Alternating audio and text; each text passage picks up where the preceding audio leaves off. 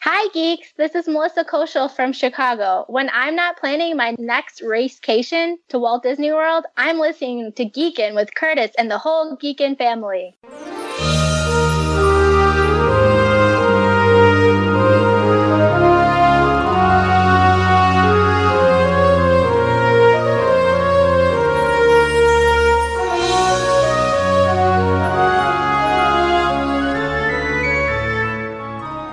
Are you ready for a fun-filled hour of food favorites, resort hopping, and hanging out with Disney World geeks? It's now time to go geekin' on Walt Disney World. Here's our dad and co-host. Hollywood was impressed with his performance in crowd scenes at the Indiana Jones stunt show. He never misses an 11 a.m. margarita at the Mexican Pavilion. And Mike Wazowski is still raving about his performance as that guy over at Monsters, Inc. Laugh Floor. Ladies and gentlemen, please welcome Curtis Stone. Hey, Disney World geeks. This week we hear about a fun family trip from one of Mama and Judy's travel clients, including some favorite family meals and good family fun on episode 298 of the Geekin' on Walt Disney World podcast. I am your Geekin' Family Podfather, Curtis Stone, and we are the family-friendly father-daughter podcast, also featuring Mama, Auntie Judy, soul sister Holly, and cousins Jen and EJ, and our Geekin' family will feed your passion for Walt Disney World by sharing our experiences and opinions, as well as others from our community of passionate Walt Disney World geeks. I'm so excited you're here with us listening to our show. Geeky Disney people are awesome, and we consider you family. Part of our Geekin' family. Join us every Monday as we share travel tips, resort reviews, and lots of food talk through our live trip reports, interviews with our Geekin' family members about their trips, and special guest roundtables on fun Disney World topics from Geekin' family members all around the world. And we take pride in the awesome and positive community in our Geekin' family, so come join us and share in our love for Walt Disney World and each other. And I bet you'll learn something to try on your next vacation. Your vacation is important. Rest, relaxation, and rejuvenation. Time with the family. I believe so much you need to make your vacation time a priority in your life. And the number one tip we hear from our Geekin' family super geeks is that you need to plan before you go to Disney World. You just can't wing it. Well, so are you on a quest to conquer Disney World? Do you want to be the hero conquering Disney World, like Luke Skywalker using the Force to conquer the dark side? Disney World has villains like Darth Vader too, and they got crowds and complicated choices. Every hero needs a guide. Luke had Obi-Wan and Yoda, and you got Mama, Judy, Jennifer, EJ, and me. We'd love to be your guides. We help people book and plan Disney trips. We're Disney travel experts, and we're independent travel agents with Fairy Tale Concierge. Fairy Tale Concierge is an authorized Disney vacation planner agency, so let our team explain it all to you and help you create a great plan with fast passes, dining reservations, and tips on the best rooms and resorts in Disney World. Hey geeks, this week we have a fun chat with Kendra O'Connell. Yeah, she does a great job. She goes in such great detail of some really fun food experiences and stories from her recent Disney World trip. And I got to apologize a little bit for the audio this week. It's a little bit off, and mostly on my side because, it's summer, it's hot. I've got a fan here in the room, and I tried to leave it going during this recording, figuring I could get most of it out. Well, I did get the fan out, but it does deteriorate the quality of my mic a little bit. Hers isn't too bad, funny enough. So I apologize this week if this is your first time listening to the show. My audio is like you're hearing right now, mostly from my microphone. But I think the quality of the content is outstanding, and you won't even notice it after you're listening for a little bit. Hey, the highlights from this show. She stays at the French Quarter, and she's got some newbies. It's always fun to bring newbies. It's her in-laws. And again, I said, Kendra, you did an awesome job showing your in-laws around Walt Disney World. I'm sure they were so appreciative of, amazed at your talent of planning this trip. Little secret, she also worked with us a little bit too as a client. Oh, the beignets and jambalaya over at the French Quarter is a couple of our favorites at the food court. When we got to talk about food, it is the Geekin' on Walt Disney World podcast. Ohana, one of our favorites. Oh, there's a bunch of our favorites here. The Garden Grill, Sanaa, the BR Guest Restaurant, She gives some allergy tips, which are great. I know for you folks, Disney World does such a great job with knowing what allergies you are, and the chefs are so attentive when they see that there's an allergy that they're dealing with for one of their guests. Pizza Rizzo, yes. I've often given that one a hard time, but you know what? It's pretty good. I had a great salad there in January. And it's got one of those places you can do the upstairs crew, which we're all about. Akershus, another favorite. Tusker House, Crystal Palace. Yeah, 3 of our favorites.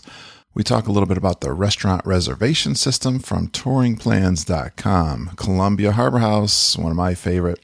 Quick services at the Magic Kingdom. Jock Lindsay's for a lounge. Yeah, mom and dad get out, and when you bring the in-laws down, they can babysit a little bit. So mom and dad can get some quiet time, some time together, which is so important on vacation. Highly recommend that. And she knows I love Jock Lindsay's, one of my favorites at Disney Springs. And I was so jealous. I've been wanting to do this one for a long time. The wine walk at Epcot. First times on Flight of Passage, Soarin', and the Tower of Terror. Oh yeah, those are fun to hear the first times there. They spent some time at SeaWorld, which is really fun. She tells some great stories, like a fire truck ride down Main Street. A great experience with Enchanted Tales with Belle. They did some extras like the Happily Ever After dessert party. Again, we hear about the minivan, and they had some great driver interaction, especially with their daughter. We do the overrated and underrated experiences for her family. She talks about some of the must-dos for kids, gives us a bunch of tips, and a great testimonial of working with us, her travel guides. I appreciate her so much using us as her travel guide. Everyone had a great time on Kendra's family trip. Let's hear all about her fun trip as we get ready for our next trip to Disney World.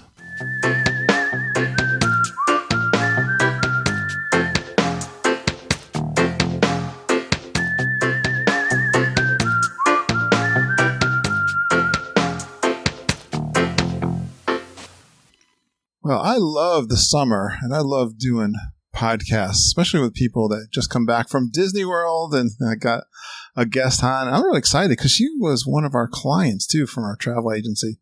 Haven't done many of those. I don't know what I've been waiting for. So I'm excited to bring her on. Let's introduce her. One of her crowd-beating strategies is to skip Fantasyland crowd at the Magic Kingdom by rope dropping and heading left over to Adventureland. Good tip there. And she misses her favorite childhood attraction, the Horizon at Epcot. I got to ask her about these things. The single rider line is the only way she's ridden the Expedition Everest every single trip. Please give a warm Geekin' family welcome to Kendra O'Connell. Hey, Kendra. Hi. So happy to be here. All right. How are you doing? Great. You staying cool? A little bit, yeah, inside. Yeah. Well, wait a minute. You're in the big white north, aren't you? No, it gets pretty hot and humid here in Wisconsin in the summers, but I will take this over the negative 40 that we had in February. That's right. We can remember those cold, dark days of winter for sure. Yeah. It's hot and humid here in Connecticut. It was supposed to hit 100, but I'm glad it's not really getting close. It's in the 90s, right? Kendra, it's like Florida. Yep, pretty much. When did you go to Disney World? So our trip dates were June 23rd to July 29th. And we left Disney on the 29th and actually flew out, I'm trying to think, the 30th, June 30th, and then flew out on July 1st. We spent the night in the Hyatt Regency at the Orlando airport last night, which was suggested by a couple members on the Facebook group, and it was a great tip. Oh, so yeah, speaking of the Facebook group, I think we were just chatting. I was looking back on our messaging and how we kind of meet up. When did you start listening to the podcast? I think it was probably like at least a year and a half ago. We did a trip at the end of April 2018. And I think I started listening probably like late fall as we were sort of preparing for that trip. Okay. And, just trying to get excited and learn about some of the attractions and things that had changed between our trip that was previously, Before that, we went in the end of April, early May of 2015 with my daughter. So our 2018 trip was my son's first trip. So my daughter has been she went at 22 months, and then she went again with us. And my son was, I think, just 2. And so then this trip, she was almost 6 and he was 3. So his second trip, her third. So what's your history with Disney World? Has this been like your third or you've been more than that? We did like our big Disney trip. I remember as a kid always asking my parents to go. And my sister is 5.5 years younger than me. And so they said, well, we want to go when she's like old enough to remember it. Well, finally they gave in and we went when I was 9 and she was like about, I think 3.5 or so. So that was like our big trip. It was a big deal because I got pulled out of school. And I remember my assignment for school was to write a journal about our whole trip. Mm-hmm. And my family still jokes that they read this journal that I had to submit to my teacher, and it was like all about everything I ate the entire trip. Oh, you're going to be perfect for the Geek and Family podcast. Yeah, they're like, no mention of rides or anything. Just what I ate the entire trip. You sound like me already. So they still tease me about that. After that, we did a lot of spring break trips to Florida growing up, and would usually just do like a day or two where we would drive from like the Gulf Coast and spend a couple of days at either Epcot or Magic Kingdom. All right. And then in college, actually, a guy I had dated in high school, his family moved back to the Florida area. And they were all cast members, and so I got to do a couple trips where I got in for free. Oh, I don't really remember how that worked, but I feel like we also got like a bunch of free of the old paper fast passes too. Yeah. So I remember it being a great experience, and that was like about 20 years ago or so. Yeah. So that was fun. And then when my daughter was, like I said, just under 2, my husband and I had never done a family vacation with her. We were like, we got to do one before we kind of work on getting, baby number 2. Yeah. And we thought, this isn't going to be a relaxing vacation. We might as well go somewhere where there's tons of stuff for kids to do and see. And he had never been to Disney. So, and then, great. Now we're kind of hooked. Great history. Yeah, I know we were chatting and you had an interest, I think. You were wondering, are you guys, I don't think you even recognized that we were travel agents.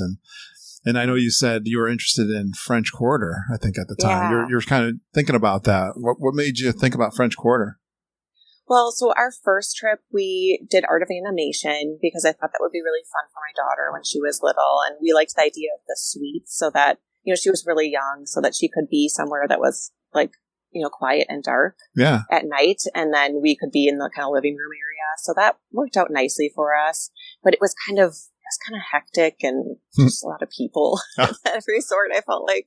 But then this trip was actually kind of a surprise. We didn't anticipate going back so soon, but my husband had a conference in Orlando at the end of June, which is why we had those dates. I don't know that I would necessarily choose the summer again. Yeah. And then my in-laws wanted to come along with. We kind of asked them if they wanted to come with because we knew we would have some conference activities in the evening. Yeah. So it would be convenient for them to watch the kids. So we wanted to kind of work within everyone's budget and not necessarily stay at a deluxe resort again, since we had just done that. Yeah. So I was kind of looking around the different moderates and had heard a little bit about French Quarter. And we actually, I think 3 years ago, this conference that we went to was in New Orleans, and my husband and I loved New Orleans and definitely want to go back there. Yeah. So I thought, well, that'd be kind of a cool vibe. And we love that kind of Cajun food too. So yeah, and we loved it. And right away, I mean, I think within the first hour, everyone was saying this was a really great choice. Oh, good. Again, when we were chatting, I had it planned. It was a week. We had 10, I think we did, what did we do? 10 nights, I think we did at French Quarter after you and I started chatting. And everybody on our podcast that I've ever talked to really raves about French Quarter. I would put it up there in the Geek and Family #1 moderate. Mm-hmm. It was really great. Yeah. And we did walk over to Riverside a couple times, and from where we were building 6. I thought I was anticipating a longer walk truly, but I was surprised how quickly all of a sudden you start to see the Riverside buildings. Yeah. So it was maybe like 5 to 10 minutes to get to the pool area there. Right. And it was beautiful, but it's just so spread out that I think for us, we liked being really close to the pool and the food and the bus stops. And there was one day, I think when we went to Animal Kingdom, maybe I can't remember, we had to stop at like 3 of the Riverside bus stops on our way. Yeah. That's when my husband was like realizing, halfway through, wait, we're just going all the way through this other resort. Yes. Like, yeah, it seems pretty spread out. So I think it was the right choice for us. I'm I'm right with you there. Well, let's clear this up. We've already bounced around it, but who went on the trip? Yeah, so it was myself, my husband, my daughter Elsa, who is Elsa. She just turned 6, yeah, and we always like to say she's a pre-frozen. So that is kind of unique. What's funny is 6 weeks after she was born, one of my really good friends from growing up had a daughter named Anna, and I texted that to one of our other friends who had 4 kids, and she said, "Have you heard about this Frozen movie coming out?"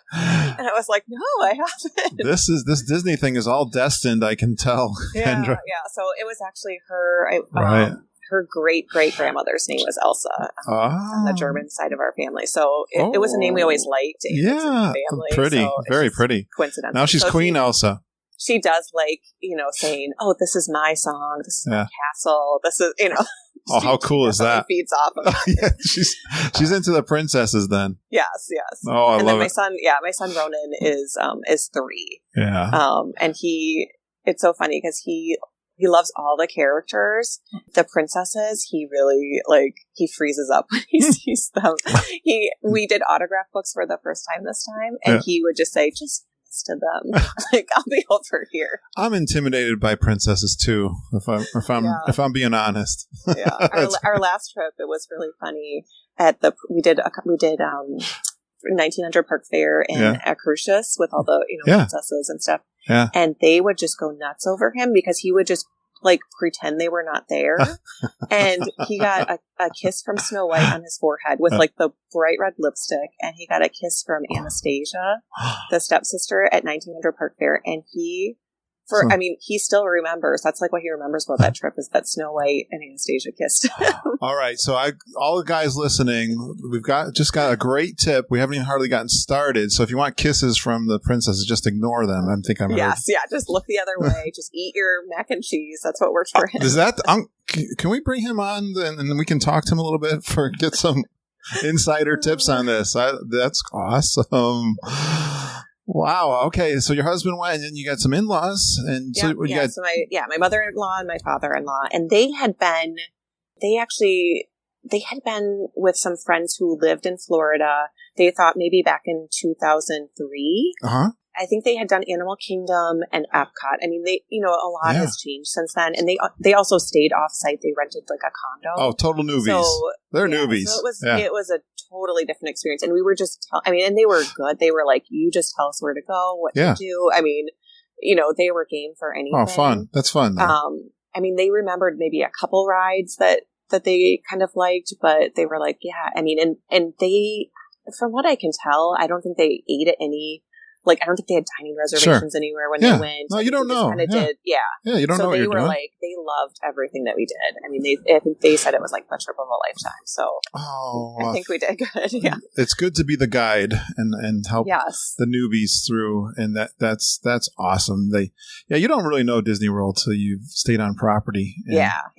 Absolutely. Good job, Kendra. This is fun. Oh, I'm having fun already.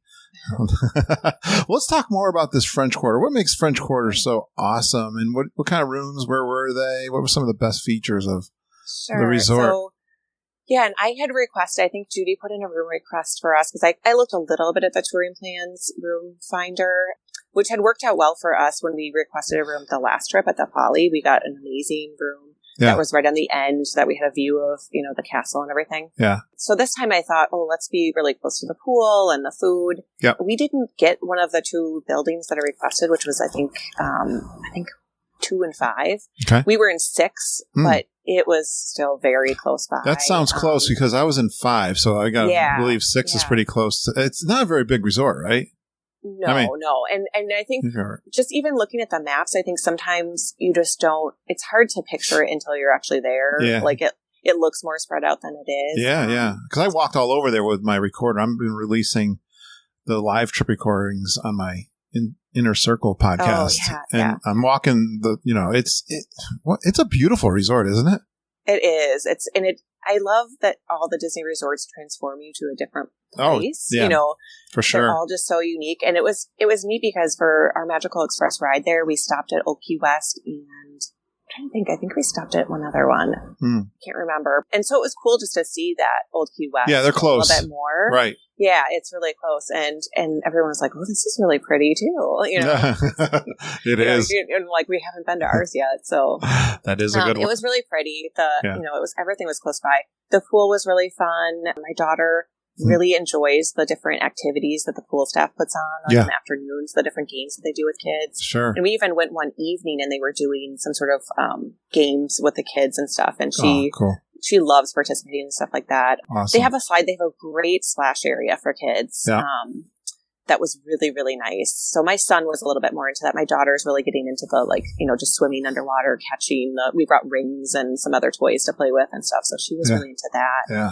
Like I mentioned, we walked to Riverside one day, which I think that's really nice is that you get to use kind of both pool areas. You don't talk about that very much because it is really close. And it's a pretty walk along the water, right? Yeah. And that pool, the slide is a little bit longer and bigger, and the kids really like that slide. So we mostly just did the slide when we went over there. Well, you talked about the crowds that you experienced at Art of Animation, and that's the big distinction I always notice too, Kendra. And I talk about I don't badmouth any of the resorts. I think whatever one you go and you enjoy it, they're all awesome, and your kids are going to love it. They're not going to know the difference, but what did you notice did you notice a difference? Because you did kind of go up to Riverside too. What were the crowds like at French Quarter? Yeah, I think, at both places, the pool, there were always people there, and we went at all times of day. We went, for sure.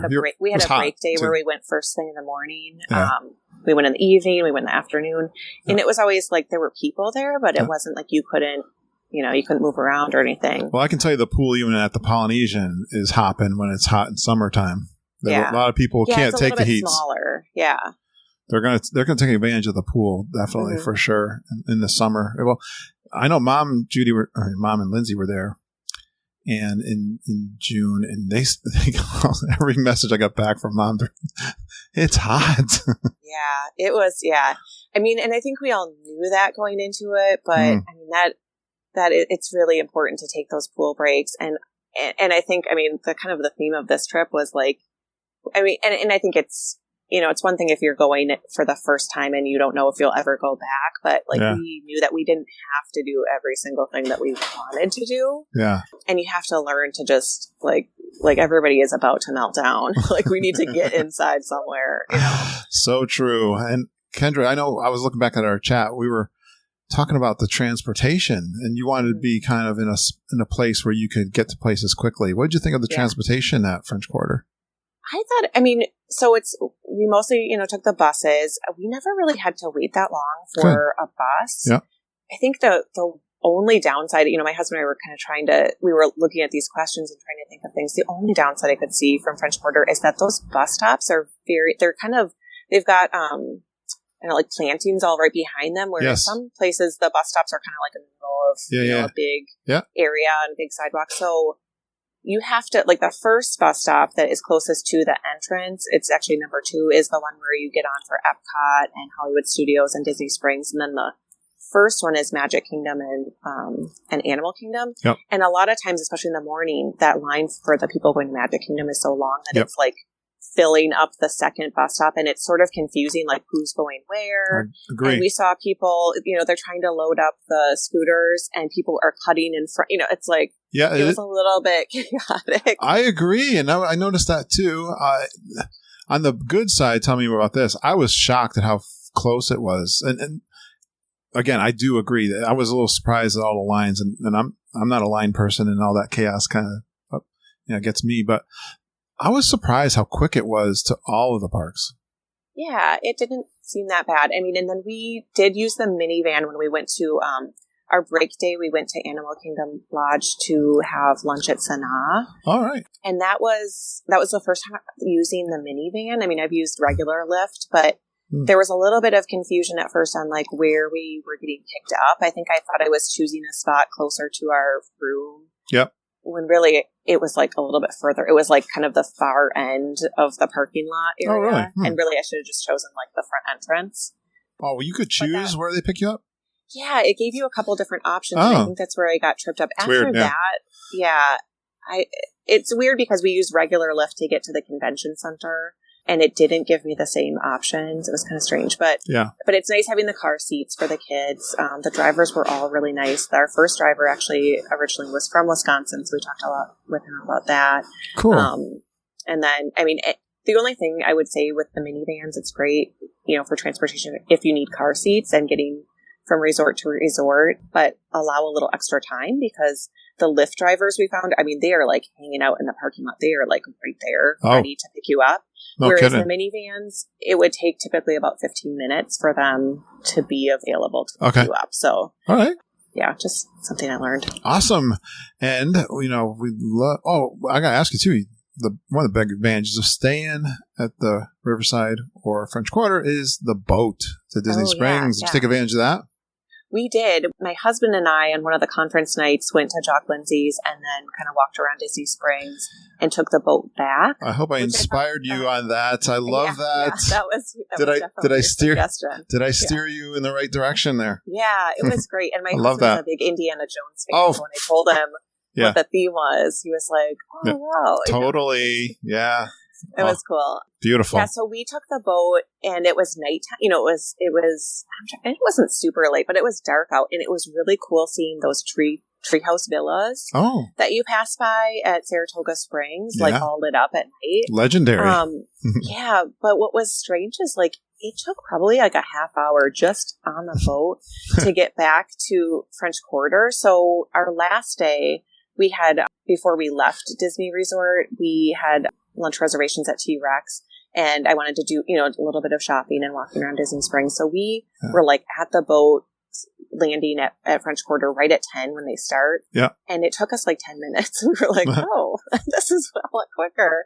I don't know what was going on. And even on the way back, it was just a lot quicker. So, well, it is true. The boats, Lindsay and I, you're going to hear it coming out in the podcast on Monday. We talk about the villains of Walt Disney World, and one of them is the time it takes. And the boats certainly aren't known for their speed. Yeah. But it's kind of it's a nice ride though, and exactly. I think especially kids, I think they kind of enjoy different kinds of transportation. Sure, like that. It's almost like a different kind of that is a neat thing about Disney World. And now the Skyliner, or like what we like to call the gondolas, I'm so excited to hear they're going to be available for my October trip. Yeah, that's like a whole attraction right there. Exactly. I love that kind of stuff. All right, perfect. Well, you're already teasing me on the food stuff. She's throwing out these little Sanas, and she's throwing out, Jock Lindsay's and all this stuff. Well, tell me about the quick service. Did you get a chance at French Quarter to try anything there? We did. Our first night, we didn't get in until about 7:30 at night. And so we basically just kind of dropped off our stuff, found our room, and then went and got some food. Perfect. We weren't like starving or anything. Okay. I honestly, I got the beignets for my dinner. Oh, they serve them at that time of night. With that chocolate chicory or whatever sauce is amazing. I think my husband got the jambalaya, which I ended up having, I think, the next day for lunch, which was really tasty. Good. And it comes with a huge piece of cornbread. Ooh, yummy. Yeah, I'm trying to think I don't really remember what other people got. I was probably just shoving those beignets in my mouth. I love the famous things that each resort, and the beignets is the French Quarter. Yeah, and I could not believe how big they were. I mean, the order of 3, we did the Disney dining plan for the first time, and so that counts as a snack credit. I mean, they are gigantic. I don't think we ever were able to eat an entire order like all ourselves. The same day. They sell them, and they sell them in a 6-pack, which I mean, you have to have like a whole group of people to eat those. Oh, we can do that. Yeah, we can do that. They were great, but they were just that's a problem. Bigger. I mean, they were big. That's a problem we can handle, Kendra. Yeah. I love that. Yes, good job. I'm glad you had some beignets. You got to do that. That's famous. All right, let's talk about, Kendra, they say going on vacation, you really want to eat well, especially at Disney World. Did you do a good job? I think so. I mean, we had some great reservations. We did Ohana dinner our first full night. Yeah. Which was fun to take my in-laws to see the Polynesian where we had stayed the last time. Right. we got a great table. It was like that corner kind of like right by the pool, looking over. I mean, they truly, everyone was like, wow, this is like, I was there the last time in the restaurant. Yes, definitely. You can, was it at night to see fireworks or not? We didn't, our reservation was like at 7:00. So we actually, our last trip, we just like kind of on accident, we had 8:00 reservations, our first night. And when they dim the lights and start playing the music, we were like, what's happening? And then we were so amazed, and we were in a great location for that one too. So it was kind of a magical place for us. The first, that last trip. So, were they playing the music in the restaurant? Yes, they did. I don't know this time we didn't stick. We weren't there late enough for it to happen in the restaurant. Right. But they did the coconut races, and both of my kids did that, which was really fun. I think it's, one criticism we've heard recently in the Facebook group was they seem to rush you out of there. Did you experience that? Or no, I haven't. And I feel like, I'm a little, maybe I'm just overly sensitive as a mom with like little kids, but I feel like sometimes my kids are like, a little bit insane, and like they're probably like, get these people out. No, but you know what though? But I did not feel like that at all. That is don't you agree? This is the best place for kids. I mean, it's not not a character meal at dinner. It is at breakfast, but it's such a great. I love that kind of. Hey, I'm a buffet guy. I'm like, chaos is fine with me. Like, I'm totally, it's not really, I shouldn't say it's chaotic, but it's fun with the kids. Like you said, the coconut races. Did you have the ukulele player? Yes, that's what I was going to say too. And he played some just really pretty songs. And there were a lot of people celebrating anniversaries and birthdays. And so they kind of recognize them. And I think he comes around to their table to play like a special song. And so that was really lovely too. It seems pretty authentic. In Polynesian. All right. I could talk all night about Ohana. Did your in-laws enjoy Ohana? They did, yes. They really liked it. Hope they like meat on skewers. My daughter's kind of a steak eater, so she ate that. And they actually both love like those noodles with the vegetables. So you have good eaters for their ages?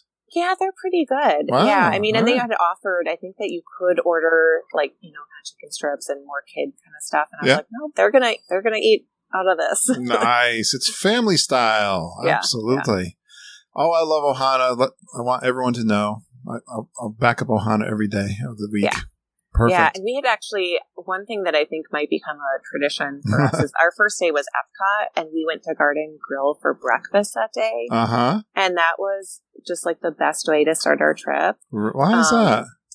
I've heard about the restaurant. I feel like it's still kind of like, I don't know, like a hidden gem, like people, maybe don't know about it as much because it never... I don't know. I haven't heard other people talk about it. I don't know if you know, stuff, but you don't know if you know my story, but Mom loves that restaurant. And every time, she's the type of person, she finds something she loves, she's got to go back. And I'm the opposite. I'm not really the opposite. Of course, I love my favorites. And I could go there. I like to experiment some more. We just had our arguments about what we're doing for our January trip because we're booking them and stuff. But and all of the geeks talk about the breakfast at Garden Grill. So we booked it for our next trip. So tell me. Oh, good. Yeah. What did you like? The joke with me and Mom is like, you booked Garden Grill again? Yeah. I just love, we had a table that was, right on the outside circle. And so there was another, I think, a family of like a mom, a dad, and a daughter who was maybe like 11 or 12. And they were more finishing up their meal. Uh-huh. But the feel of that is like almost like you have the whole place to yourself. Like you don't see a lot of other diners. Good point. Because it's really in the round. Special. It's in the round, right? Yeah. And you're blocked off from the other diners, aren't you? Yeah. Yeah. Although my kids were like, once they started, because I think that Chip came right away. Yeah. And they were like, kind of going bananas, like looking around the corner to see who would be coming next, and so trying true. Trying to catch all the characters. You really can't see them coming either, because as well, my daughter had to get up and go kind of peek around the corner, truly, to see who was coming. And our waiter was kind of joking with her, like, "Okay, like don't worry, they're all coming here," That is so fun. But that was kind of nice too, because I feel like sometimes at some of the other character meals, it's hard for kids when they see a princess or a character who's like right next to them, but it's not quite their turn yet. So this time when they came, they were like fully like our character. Yeah. And I feel like they spent a lot of time with you. Each character came around twice. Oh, yeah. Just because I feel like it's a smaller restaurant. Yeah. And Yeah, and it was True. neat to see the whole land ride, and we're going to go on that next, and so it was cool once we went on it right after to see, there's the house and there's that, How was the food? It was great. Yeah, I mean the cinnamon rolls. It was so funny because I had told my son loves cinnamon rolls, and I told him, and he was like the whole bus ride, he's like, I'm going to have 2 cinnamon rolls. I'm going to have two. I'm like, okay, buddy. Kendra. So he ate like 1.5, and then he said, oh, Mama, you can have the rest of my cinnamon roll. Kendra, I love this guy. First with the princesses, now he's eating my cinnamon roll. Oh, yeah. That was, and I do love a cinnamon roll. I made sure to get the center one. So, because you listen to the podcast, and I learned this from the podcast. I'm going to, although everybody in my party knows about the center roll, so I'm going to have to be really aggressive, I think, if I'm going to get mine. So no, it was just love this like kind of relaxing way to like meet a few characters right away. And get them in. And it was interesting because this was my daughter when she was 22 months old on her first trip. She loved seeing the characters from a distance, but once she got closer, she was just very shy. Sure. So all of our pictures is like her burying her head, into my shoulder. So, and that's how my son kind of was the last trip. This trip right away, he popped out of his seat and hugged Chip, and I was just so happy to see. I mean, he just was so into all of them and hugging them and high-fiving them and giving them his autograph book. So that was really fun to see that he had just kind of warmed up to them. Great memories. I love this. Wow, we're doing good so far. Keep going. How about Sanaa? Now, I'm going to tell you, I'm going to be right up front. I'm not into the food of Sanaa. I love the bread service. I love Animal Kingdom. Of course, Sanaa is a little bit off the beaten path in that it's at the Kidani. Yeah. But my listeners love Sanaa. Yeah, it's a cool location. You feel like you're getting a little feel of the Animal Kingdom Lodge. We went there when my daughter, our first trip, like I said, when it was just my daughter when she was pretty young. And it was just, we just loved like watching the animals. We sat on that deck on the main level of Kidani when you first walk in for quite a while. Yep. I remember that trip on those rockers. And my husband and I love Indian food. Our first date was at an Indian restaurant. And so that's kind of a special thing for us. Oh, good. For this meal, there were 8 of us because my stepdad actually just moved down to Florida to the Gulf Coast. And so he's divorced from my mom. So he and his significant other met us there. And it was funny because I had told them about this trip and I thought, we're going to be in Florida. Do you think you could meet us for lunch or dinner or something? Yeah. And so they kind of surprised us. They got a room at the beach club and were staying there that night. So they were taking, we were texting and they were waiting. They walked through Epcot. I think they did maybe a ride at Epcot or something. I think they did Figment, which is kind of funny. And then they waited quite a while for the bus from Epcot to get to Animal Kingdom. Yeah. So we were a little bit late checking in, maybe 10 minutes late, but that kind of happened frequently, I will say, I like to be early, but yeah. But they were always accommodating for us, but we waited at least 45 minutes. And at one point, I was like, how much longer is it going to be? And they said, 10 more minutes. And, it's not really a big restaurant. No. And we were kind of okay, it's middle of the day on a Thursday. What's going on? Oh, you were early too. No, we had a 1 o'clock reservation. We didn't get seated until 2 o'clock. Oh, okay. At least you do have that walkout area where you can see the animals. And there were quite a few staff members that, my daughter really wanted to find the ostrich for some reason. And so we were chatting with some staff members and they were telling us a little bit about the animals. So that kind of killed the time, but she knows. She knows what she's doing. Now we're hungry. Yeah. Cause I've sat there. That's cool. The animals, I think we had ostrich sitting laying on eggs or something outside our window. Yeah. And I think my kids just got kind of kids meals there. Yeah. I will say my in-laws are not the most adventurous eaters either, but how'd they do? I think my mother-in-law got a burger or something. And I think, I'm trying to think if my father-in-law got chicken or something. But, and my husband and I did those bowls where it's a couple different things and rice that you mix. Yeah. But everybody loved the bread service. My daughter actually was super into trying all the sauces and stuff. Nice. I love that. Kind of surprised me, but she was loving everything. So it was a fun meal. Yeah. I'm glad. That was a good one. You did good. All right. Okay. Let's go down the list here. Be our guest for lunch. Yeah. And we've done that again. We did that for dinner our last trip, but I know it's changed since, it's a little bit fancier kind of meal now. Yeah. And I don't know that I would do dinner with my kids there again, to be honest. So are they rambunctious, Kendra? Are they a little like impatient, kind of like bouncing off the walls? Yeah.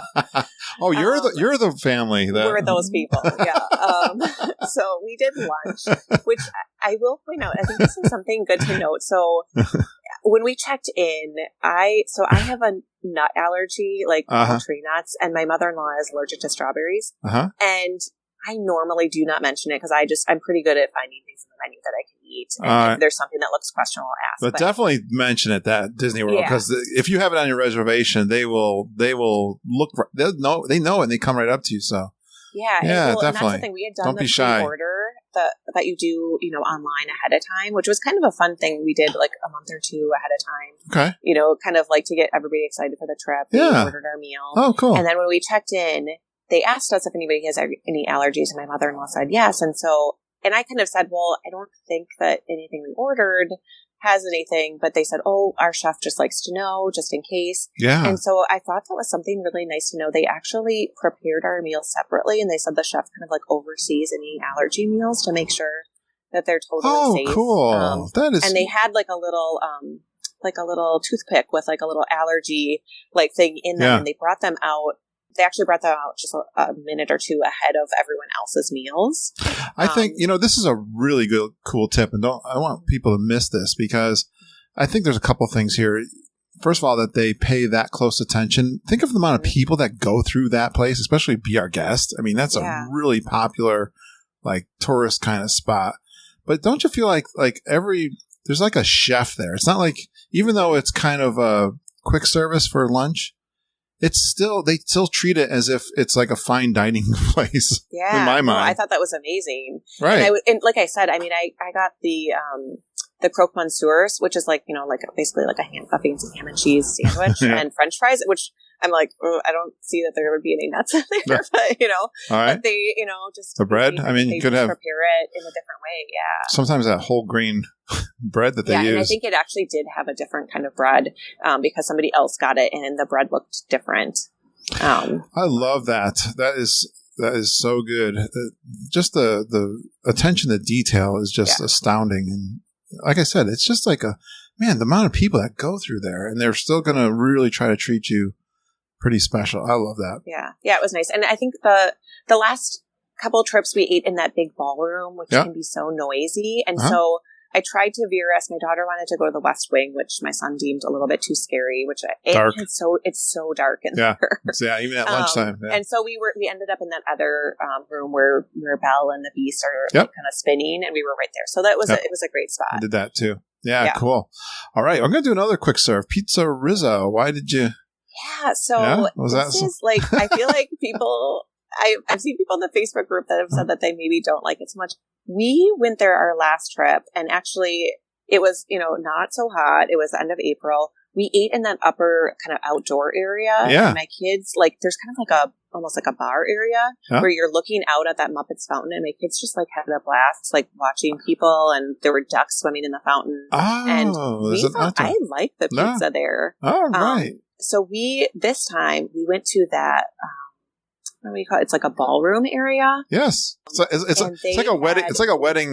Yes. It's like a wedding reception hall.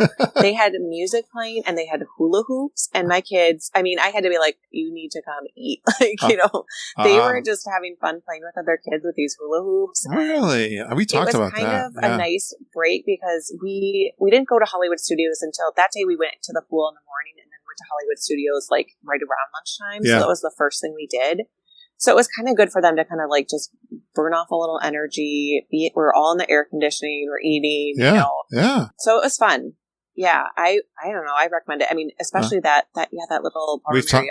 It was all other families. I mean, it wasn't crowded at all, but it was other people that were just kind of hanging out while their kids were, dancing around and stuff. I'll own that. I was one of those ones that said pizza, I don't want to have pizza at Disney World and I poo-pooed it. And of course they've reimagined it a little bit, but I'm with you. That top area, I didn't really know there was a balcony area there. That's outside. You can get outside too. Yeah, we did not even it was go too and hot at this time because I was like, Too there's hot, no yeah. way we're eating outside. But we have talked about that wedding kind of ballroom area. It's fun. Yeah, and anytime you go upstairs, it seems like people just don't want to climb the stairs or something. Yeah, It's like, it's true. Yeah, just like Columbia Harbor House. Yeah. Yeah. Yeah, it was funny. I mean, we had fast passes for, I think, like 1:00 for the Frozen sing-along. Yeah. For Perfect. my in-laws and my kids. And Right. then I took my husband to Tower of Terror for the first time. So that was the first time that we all kind of branched off to different sorts of things. Yeah, good idea. Yeah. But I had to be like, you guys know, like, we really have to go. We have fast passes. Like, They were having fun. I didn't know about the hula hoop thing. If I knew that, I'd be there all the time. Yeah, good deal. All right. Here's one of our favorites. My mom and Judy and Ken and I really enjoyed this. Akershus. Yes. What'd you think? Yeah, we did the dinner there last time. And like I said, that was when Snow White kissed my son. Yeah. Well, so we're all aware of his powers. Yeah. So we wanted to go back.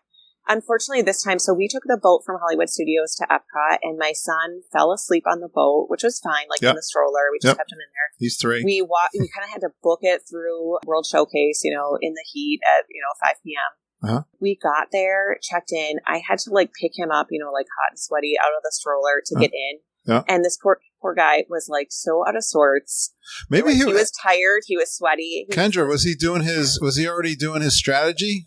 I don't know. But I think when he came to, and then he saw these princesses, he was just it was just too much for him. Poor thing. He literally just cried for the first 10 minutes. I had to take him to the bathroom. I think he just then he kind of came to grips with what was happening. overtired and sweaty. Yeah, but I will say, I'm sure that the staff there is so used to seeing kids that are you think? Yeah, you think? And they just kind of my poor daughter was they're so patient. She was, she that older sibling, she can totally tune him out when he is freaking out. Right. She was just like, hey, Aurora, over here. Hey, she's like, why are they not coming to our table? I don't get it. Poor thing. So they I think they were kind of finishing up with groups that in our sort of area that had been there longer. Okay. So, which was kind of hard for her to understand, why are they not coming to our table? But they kind of waited for us to kind of get our, catch our breath, get our drinks. Yeah. And then they started to kind of come in the next wave. Okay. But she did get to do that little princess kind of march through the restaurant. Yeah. We love that little buffet where you can get some kind of appetizers while you're waiting for your food. I was amazed. Yeah. Me, I'm the buffet dude. Yeah. And it's they have lots of good cheeses and salads and stuff, fish and regular kind of American kind of salads and stuff, but some unique things like smoked cheeses. Mm-hmm. Yeah. So that was nice. We're all about that. It seems like they always time it perfectly. So it's just as you're finishing that, your main course. Yes. I just thought that was such a unique experience and perfect. I'm impatient like your 3-year-old son, honestly. Yeah. I thought that was a great timing. Yeah. Your meal is coming. You're you could make a meal out of that buffet. Yeah. The appetizer buffet. Great idea. I love the meatballs there. That is my thing.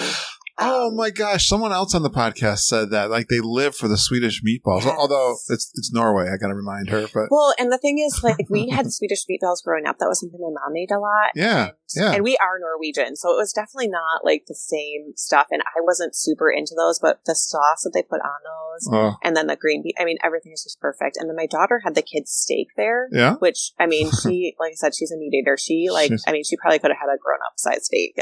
but that was perfect Love her. for her. Love her. What did you have? Is the meatballs was on the buffet or was it an entree? No, the meatballs is the main entree. It has some kind of a gravy, and then it has these berries, and it's kind of the sweet and salty. It's perfect. Yeah. I love that.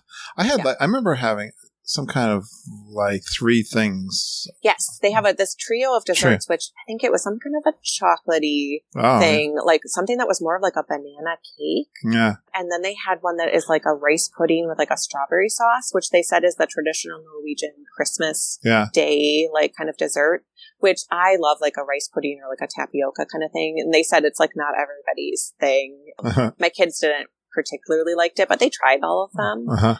Well, I thought they were all great. So at this point, your in-laws blown away. Yes. They were well, and it was so funny. I think what was really funny is my father-in-law, because he realized all the planning that I did. Every restaurant he would say, now, do you think you could just like walk up to this restaurant and get a reservation? And I was like, no, I made these 180 days ahead of time. I'm like, maybe some of them, or if somebody canceled or, but whatever. You know what, Kendra? The scary thing is, all those people waiting in lines and getting upset are the same people that don't plan. They don't. Yeah. I was thinking about this. I wonder how many people don't have a plan going to Disney World. And I think it's I don't know. I'm scared to think it's pretty high. Yeah. Well, and honestly, when we did our Tower of Terror Fast Pass, my husband looked at the line and the wait was 120 minutes and it's like pretty much all outdoors. I mean, there is some shade, but he was like, oh my God, like, can you even imagine? You know what, though? I think Holly was saying that one of the elevators has been down too. So that's been causing some. Oof. Yeah, right. So, and honestly, I don't feel as bad about the grown-ups waiting, but I feel bad for the kids that are driving along, for the parents that don't plan ahead, that are just standing out there in the heat. Amen to that. All right. Oh, here's another. You got some. We got to get through these. Do you have all do you have all afternoon? Sure. You're so much fun. Tusker House breakfast. Mom just told me. Did she say? Oh, Mom just told me. We were talking about this. We went down to the Connecticut shore for lobster rolls yesterday, which was an awesome day. It was awesome out, and they were talking. Of course, we had like an hour and a half in the car, and we're talking about the restaurants. And she booked Tusker House, her and Judy, for us. Oh my gosh, the restaurant she's booked, I'm really pleased with what they did. They talked about, we're going to kind of do like a brunches kind of time. Cause this is one where they do all day food and you can kind of get a little breakfast, get a little lunch. But anyways, how was Tusker House? I really like that one. Yeah, we did this the last trip too. And I just love the characters that are there. Absolutely. I love their little safari. Tell everybody. Tell everyone. Cute. Yes. So it's Donald and Daisy, who I love Donald. And my daughter had a really cute interaction with Daisy the last time where she asked her, why are you wearing high heels for a safari? And you know how they kind of communicate without talking? And she was like, you got to be beautiful, and she's sassy. Daisy is sassy. Yeah. And then there's Goofy and Mickey, of course. So we just like those characters. They're the best. And we do like the character meals because I don't love waiting in lines to meet characters. Great tip. Everybody. Yep. Which honestly, the only characters that we met outside of restaurants, I think, were Anna and Elsa in Norway, which is always a pretty quick line. And then we had... But Kendra, you a fast pass. Yeah, you probably had exclusive access to Elsa, didn't you? Special connection. What's funny is she's always really shy about telling Anna that her name's Elsa, but as soon as she meets Elsa, she's like, "I'm Elsa too." She's sassy about it. I love it. Yeah, so I think the only other characters that we met we had a fast pass for Cinderella and Elena at Magic Kingdom because we did not meet Elena the last time. Okay. She's a fun meet too. Yeah. Good job. All right. How about the food? This is breakfast. What did they do for you? What'd you think? I mean, it's a basic breakfast. I like that they have the lower bar for kids to kind of serve themselves, which a couple of the places do. Yeah. I'm trying to think. The only thing I really remember being kind of different is they have these potatoes, fried potatoes that have some really great spices in them. Ooh, I'm all about that. Yeah. Yeah. So I remember that being really good. Other than that, were you there early too? Stuff. Were you there we were there? Yeah. Well, what was funny is this was another moment where my in-laws were like, "Way to go, Kendra!" We had Kendra was the hero. Yeah, Kendra was the hero of this trip, guys. Yeah, we had an 8:50 reservation, which Animal Kingdom didn't open until 9, and so they let you in up until just the kind of entrance part of Africa, except for if you have a reservation, you go to this far left line, and so. We're approaching it and they're seeing all these people waiting in line and they're like, oh, great, Yeah. And I'm like, nope, just follow me, go through. And they were like, whoa, this is amazing. We got in and then we were still waiting, I think, right when they opened the gates for people to book it through Africa. Yeah. And they were like, wow, we just beat all those people. Yeah. You know what? And you can't understate this. Kendra is killing it here. She knows what she's doing. It's not because we were her travel agent, because she knew what she was doing anyway. But she got a couple of tips from us. But I think those are nice to do. We didn't want to like force people. We're not, I guess we're sort of the sort of rope drop people that we're not there like an hour ahead of time. We're not getting the 8:00 reservations, but you can still beat the crowds by getting like that 8:50, reservation. But you had, I'm sure you had all your fast passes. Your in-laws were like had their mouth open this whole time. I can tell. They loved seeing what the wait times were. And then it was kind of funny because there were a couple times where we didn't have a fast pass and we were waiting in a line for maybe 20 minutes. Yeah. And my mother-in-law was like, oh, this isn't a very fast pass. And I was like, we didn't have a fast pass. Like it's a small world or something. Hey, wait a minute. This line is kind of long. I think she was getting spoiled by the fast pass. I love it. Perfect. Good job, Kendra. All right. Yeah, Tusker House. Did you get on to like Safari like right after that? We did. We actually did have fast passes though. Okay. So I'm trying to think if we did Safari. No, you know what we ended up doing was we hopped right into the first show for the Lion King show after that because it's right next to it. Okay, and that was another one that we just all loved that show. Oh yeah, you're preaching to the choir, sister. We got some. So that was fun. Yeah, I love that. We did that, and then we had the Safari Fast Pass for right after that. So then we just kind of wanted to stay on that same area before we moved on. I think I'm still in the camp of there's a couple of ways to work, even with Pandora open. There's still a couple of ways to work Animal Kingdom, and if you do it a couple of days, sure. I mean, you could work the Dinosaur Everest side earlier in the morning, or now of course everybody's going to try Pandora, but that was the other one. Go up to the back part of the park, which is the Africa and Safari side, or do what you did. Especially that's a great tip to do Tusker House, so you can be there and beat the crowds on a kind of rope drop thing before they all get there and do that. So good job. I'm not surprised. You're doing great. Let's try this one. Okay, talking about Mama, Crystal Palace is another one of those. Yeah. That's another one where I always laugh at Mom because Garden Grill and Crystal Palace are two of her favorites. Mm-hmm. Yeah. So my nursery theme when I was a child was Winnie the Pooh, and it was for my younger brother and sister as well. So I kind of always have had a special place for Winnie the Pooh, and they used to, I feel like there used to be a lot more Winnie the Pooh cartoons on when I was growing up. So my kids, we did do it when my daughter was 22 months old, but she was still kind of the age where she was kind of scared of the characters. So we didn't do it our last trip, but then we watched that Christopher Robin movie. Oh, yeah. And that kind of got them into liking those characters. So I thought, well, maybe I kind of added that one on, honestly, maybe a month or two before our trip. Yeah. That one in Ohana, actually, this was a tip that I think I got from the group.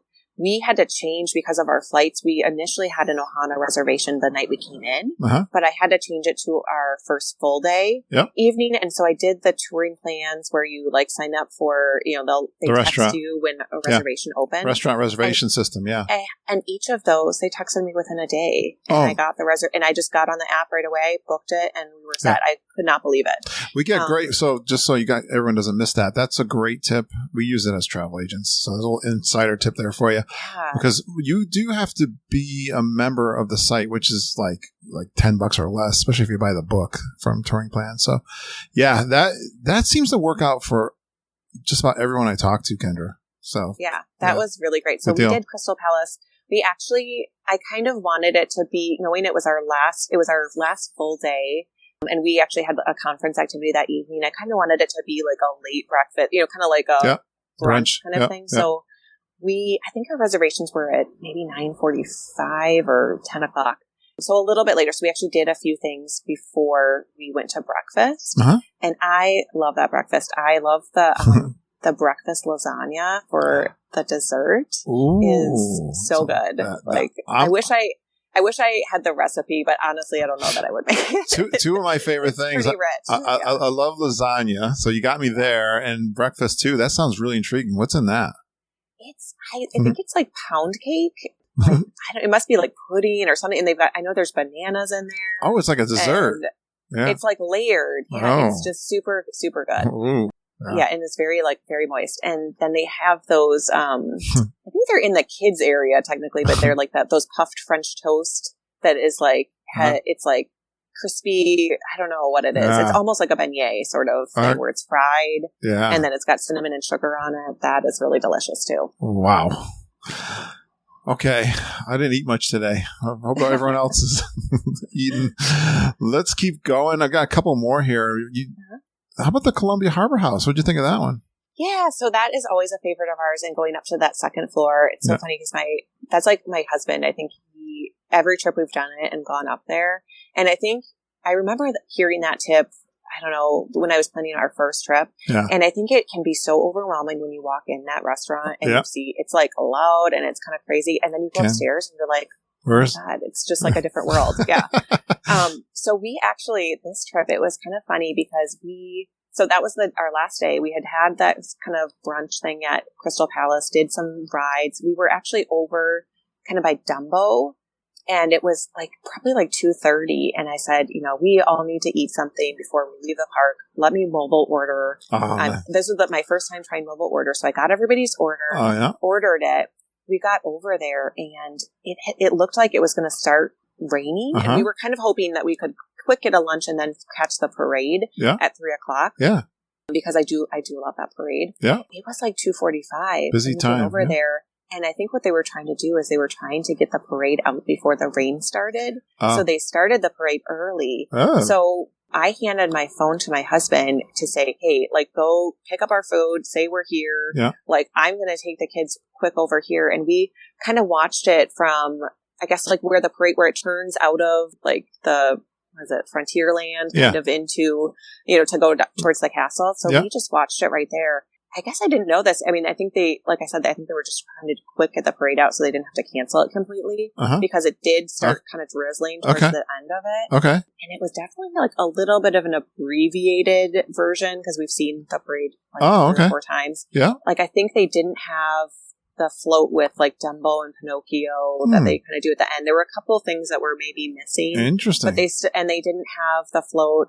I think there's a float maybe with Pluto or something and Donald usually. Yeah. They only had kind of that one with Mickey and Minnie at the end. But they had all the other characters were just walking. So they still had them there. So that was kind of interesting. It was they were just ripped it off. Trying to get this thing out. Yeah. Whoop, let's go. But it was nice because I think too, for people that maybe this is their first and only trip and they're looking forward, how disappointing that would be if you missed the parade entirely. True. Yeah. So we just watched the parade and then we went inside and met them upstairs and our food was there. Sure. So it worked out perfectly. Yeah. So well, what'd you think of mobile ordering? It was great. Yeah. And they said I didn't actually go over to the mobile order. Like I said, I just sent my husband and my mother-in-law to go get it. They did say that there was somebody trying to refill a drink or something kind of in front of them. It was kind of annoying, but they said, it definitely seemed like there is that. There is that. Yeah, you still can beat some lines though with the mobile. So, all right, this one is funny. Your last one, unless you got others, you forgot to write down. But all right, and this is typical of the Geekin' Podcast. For your first time here, it usually takes an hour to get through the resort and the food. So this is typical, by the way. This is Mom and Judy give Ken and I a restaurant that we can pick, and his pick for January is T-Rex. Oh, yeah. And I've heard so many good things about T-Rex. When I first heard that, I went, T-Rex? I mean, we're adults. What's the deal? I think it was my father-in-law's favorite restaurant, to be honest. Honestly. What? Really? Yeah. It was so funny. So we did that as our last trip, as our last day, because we didn't have any more park tickets. We weren't doing a park, but we wanted to kind of have, a fun experience. Yeah. And we did Rainforest Cafe when we took my daughter when she was young. And we were right by the gorillas, and it was terrifying. I had to move her every time they made noise because they are very loud. Oh. It was kind of scary. I mean, so I was a little bit nervous because I told my husband it's like Rainforest Cafe, but it's dinosaurs. And both of my kids like dinosaurs. They thought, oh my God, what's going to happen? We were right by the T-Rex, kind of like a circular table. And once again, I think they were like, how are we just getting these amazing tables at every restaurant? And then I think you really do have to get up and walk around and see the other rooms there, just like you should at Rainforest Cafe. So that was pretty cool just to see all the details. I mean, they're definitely not Disney level animatronics. I mean, they move very slightly. I like cheesy stuff, so that's no problem. But they're not super loud, which was nice. Because you do think, oh, dinosaurs, are we not going to be able to hear ourselves? Be roaring. And especially we were right by this T-Rex, and it was fine. Okay, good. Yeah, and the food was really, really good. Oh, I had get out. salmon. Get out. Yeah, I had a salmon. I'm trying to think of. I can't Nice. remember Good food. Yeah. Huge portions, really great food. You're talking my language. Yeah, and we did the dining plan, so we were always like my husband and I always got like some sort of mixed drink or something like that. You know, I think I got some sort of like a daiquiri or a pina colada or something like that. Yeah. So it was a good experience then. Yeah, it was really fun. So I should get psyched. Yeah. Yeah. I mean, and too, like I think I was nervous too, because it's like our last day. We basically took the boat back and then grabbed our stuff and got on Magical Express from there. Yeah. So I was like, what if this is terrible? Like, I don't want to end the trip on a low note, you know, like, yeah, it was really good. Oh, good. You know, Brian Wall told me about this a long time ago, and I've always discounted it, you know, as being a kid's place. And so you're getting me psyched. I'm ready. Yeah. I love it's Disney Springs. I could, you know what I could do, Kendra? I could actually do some lounges, because we're going to talk about that next. I messaged you when you were down there. I don't know if Judy and I were talking. I said, "Oh, look at maybe you were." I don't know what was happening. Maybe you posted on Facebook or something. I think I posted something from Jock Lindsay's, like a picture or something. Yeah, yeah, that was really lovely. We went to the outdoor area, and they've got the fan, so it didn't feel extremely hot. Was it airy? It's nice being on the water. Right. Yeah, we each got like kind of a unique drink, and we weren't like super hungry because I think we had some appetizers at the conference, so we just got like those giant the everything pretzel. Well, I love that you were able to get away with your husband and have some quiet time. Yeah, it was really nice. Good for you. It was nice. Yeah, good for you. But I was thinking at the time I messaged you were doing the wine walk, and I got to tell you, at Epcot, and I'm a little jealous because I've been wanting to do this. Mom's always going, she's not it. She won't. I want to do the wine walk so bad. Tell me what the wine walk is at Epcot. Yeah, so we sort of stumbled into it because I'm trying to think, how did we get over there? I think we did Soarin' and then kind of started from, you know, walking through. We wanted to do the World Showcase like without kids so that we can kind of take our time and nice call. Have a few drinks and nice stuff. Call. Yeah. Yeah. And we did that ice cream sandwich in France. Yeah. How was that? Actually, yeah. You know what? It was not my favorite. I mean, it was funny because one of the doctors that I work with, I'm a nurse manager. Yeah. He had just stayed at Old Key West with his family, and he said, "You have to get this ice cream sandwich in France." And we did it with a salted caramel ice cream, which I think I just heard EJ's report or her trip report, and she like loves that. I don't know. It's just maybe not my thing. I mean, it was fine. We shared it. So yeah, it's big. It's big. I think next time I would just get plain ice cream or something. All right. It was unique. It was fine. But we wanted to just like grab a drink somewhere. So we were like, why don't we, find a place that we can grab some wine? So we ended up stopping in Italy at the wine shop. And I'm like reading through, they have the thing about the wine, this wine walk. Yeah. You know, I was like, oh, hey, like, why don't we just do this? We get these little, they're not like that. They're plastic wine glasses that you get to keep. I mean, they're not like. Yeah. Fine China, yeah. Super fancy, yeah. You know what, though? I love that. I'm a sucker for that. Yeah, it says, I think it just says it's like souvenir. It's got like some grapes on it, yeah. I'm all about that. You get two, I think it's $32. You get two wines in each country. So you get it in France, Italy, and Germany. Yeah. We shared it. So like, because I kind of felt like, are we going to walk through both holding like two wine glasses? I mean, it's kind of awkward. Yeah. So we shared it and it was fine because then we could kind of each try one of the wines. Yeah. I think of the 6 wines that we tasted, I think only 2 were reds and the whites tended to be a little bit sweeter, which they did kind of tell us, like, just so you know, they tend to be a little bit sweeter. I'm all about that, actually. I'm the sweet wine guy too. Yeah. I think if I did it again, I would, which I would do, I would start in France and head towards Germany and end in Germany because I think those were maybe 2 of the sweeter wines. Okay. But it was kind of cool because it forces you to go, especially for Germany. I've never really been back in that wine area and there was like nobody back there. That is I would have liked to just hang out there, to be honest. I had one of my favorite Geekin' meetups with our good friends, Heather and Rich Brainerd. I got a great picture from there. And I had never really been in there either. That's, it's like, gosh, all these little nooks and crannies you've never been to. Great. I love this. I was so jealous when I'll message you and you're, I'm doing the wine walk in Epcot. Yeah, it was great because we ended up then, so when we went to Germany, then we went to the caramel shop. We got like little treats there. Yeah. Which was funny because my husband like saved his and I was like eating mine immediately. And I was like, what? I mean, I got the dark chocolate caramel, which is delicious. And then when we went to France, we decided to get some pastries to kind of bring back for the kids for breakfast and stuff, which unfortunately they were like out of like my favorite, like the pain au chocolat. They were kind of out of a lot of stuff. It was close to closing. Yeah. So I think that's probably why. And even one of the cast members said, we didn't anticipate like kind of this big of a rush at the end of the night. There were a lot of things that they were out of. Okay. I don't think I got any pastries there. All right. All right. I love this. Well, we got through the food, I think. Yes. It might come. I can't promise it won't come up again. Yeah. Well, let's find out what happened for the first time on this trip for you guys. Yeah, so I feel like we actually had quite a few firsts. Yeah. And part of it is because, we've done rider switch when we've done the trips. We did the trip last year with my daughter to kind of take her. She does like roller coasters and stuff. So we did Seven Dwarfs Mine Train with her. We each took a turn with her.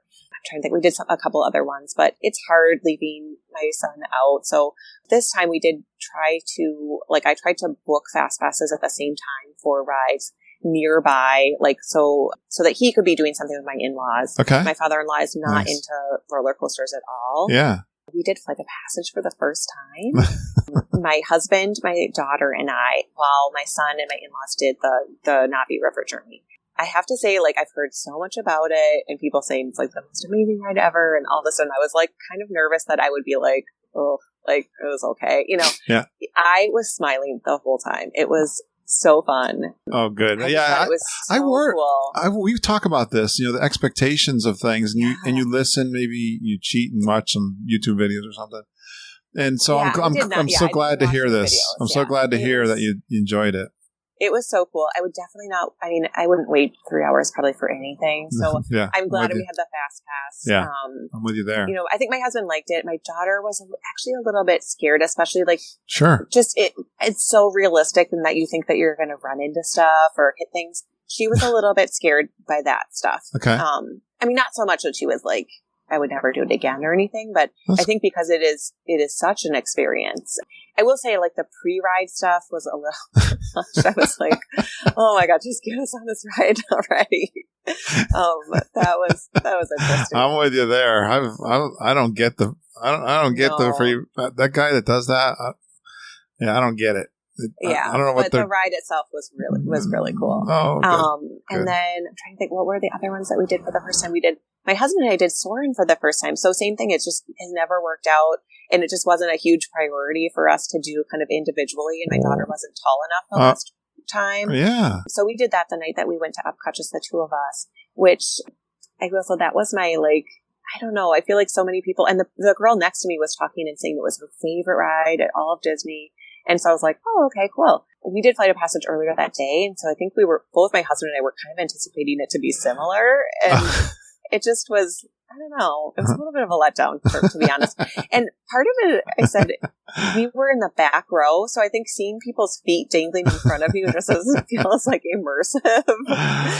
Well, I'm sad that Flight of Passage is taking Soarin' down a notch. I mean, it was lovely. And I think my daughter would have enjoyed that more, probably knowing that it's not scary. I think I just was oh, okay. It's relaxing. Oh, it's nice. You hadn't rode it before either?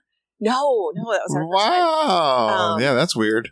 Yeah, and now I'm forgetting what else did I say was my first. Well, you said your husband had a few first. He did Tower of Terror for the first time. He did Tower of Terror for the first time, which was really fun, and he was really happy that I took him on that. Yeah, it's one of my favorites. And then my son got to do Barnstormer. He was finally tall enough to do that. And so that was fun. And it's nice because it's a short enough ride that it's, even if it's scary for little kids, it's over in 30 seconds or something. Well, off the Disney path, I see you went to SeaWorld for the first time. We did. That was the conference final night, their party where families were invited. That's at SeaWorld. That's the only time I've ever done SeaWorld. I went to this conference I always talk about, and we did the SeaWorld twice, but I've never been. I would love to go there for a whole day. I've never been there for a day. Yeah, I kind of wish we had allowed a little bit more time to get there.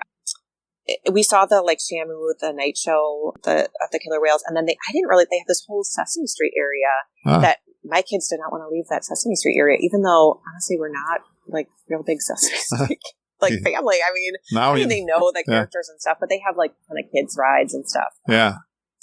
there. So we kind of did that area. We honestly did not do much more. Yeah. All right.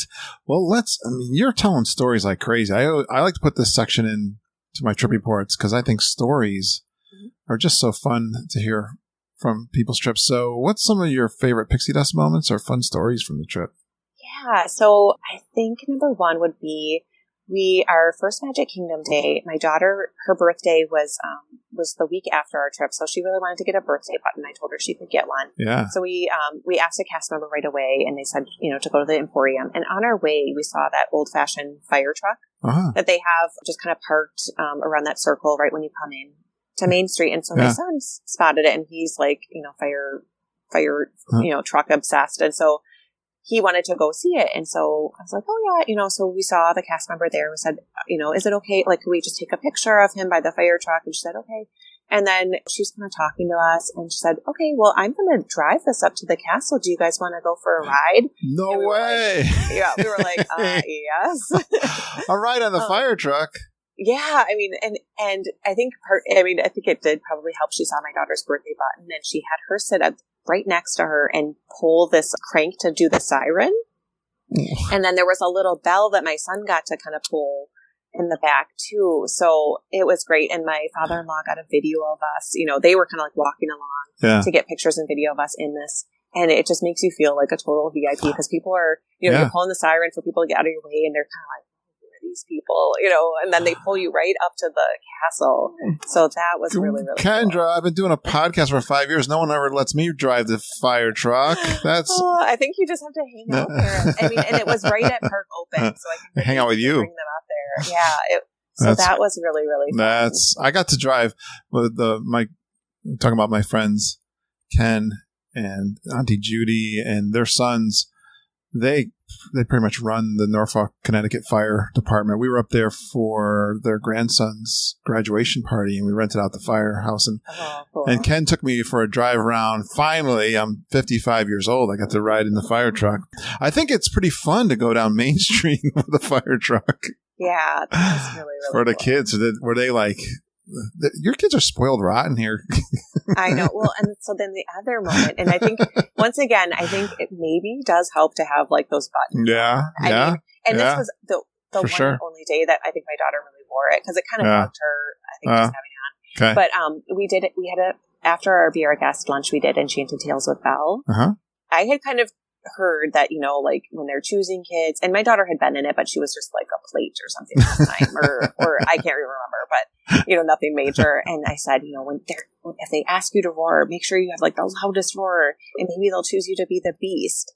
And so she was like super into it. I mean, she loves being the center of attention and being on stage. So yeah, me too. So she got chosen to be the Beast, but right at the beginning, they're looking, the cast member saying, I'm looking for some big, strong guys, tough guys to be knights. And she's looking, kind of like looking, and all these kids are like, ooh, ooh, ooh, ooh. And she picks my father-in-law. All right. And he was just kind of like, what? The beginner. Wow, that's oh my god! It was. Did he do it? He was just really reveling it. He was marching. He was like really into it. So awesome! My son was just laughing.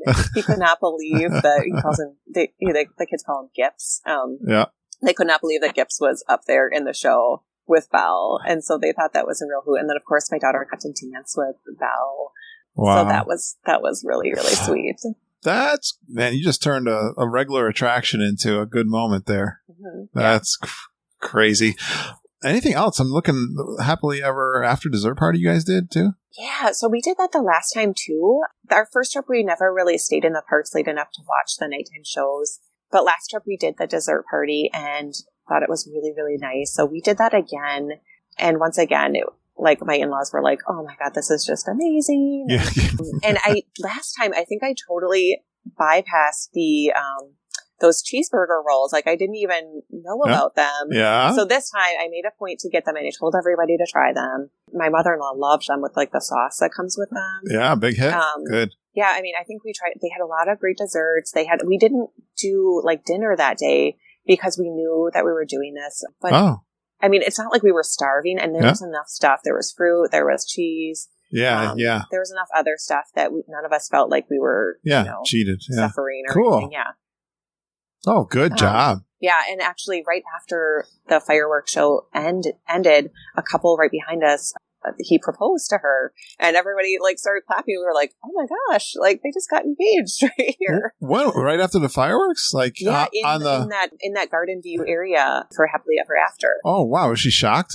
It was like, yeah. I mean, it was really sweet, but it was just, it was just kind of like, oh, okay. And I was just like joking. I'm like, I'm glad like my children didn't detract from the romantic atmosphere here. Oh, yeah. Yeah, we remembered forever. Nice job. That's good. Yeah, everyone loved that. I always get that question: are the dessert parties worth it?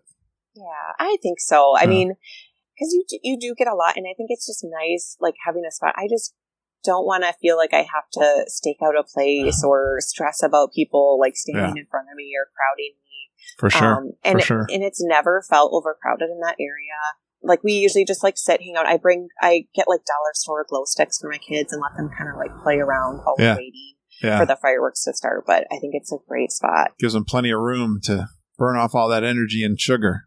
Yeah. Wow. You had some good you were saying how you had some good guests and cast member interactions. What is this one with the minivan driver? Yeah. So like I said, my daughter, she's kind of like, you put a quarter in her and she can just go and go and go. So we had this driver, Valentino, who I don't even know how it started, but it's like he was like asking her questions, and I think he heard that her name was Elsa and was kind of teasing her and saying, "Oh, you must be like a princess." And she's like, "Oh no." Like, I mean, she was just going on and on. I mean, it was just really funny. She was just cracking him up, and like the whole ride, the two of them were just kind of like, it was like their own little show. We've heard they are outstanding cast members. And what was really funny is he was saying, because our previous driver, his name was Bob, and he said, would you believe that like of all the minivan drivers, there are like 12 Bobs, like there are a bunch of Bobs.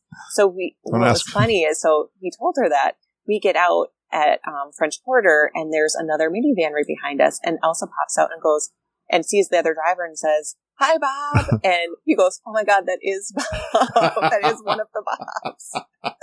and this other driver was just like, "What?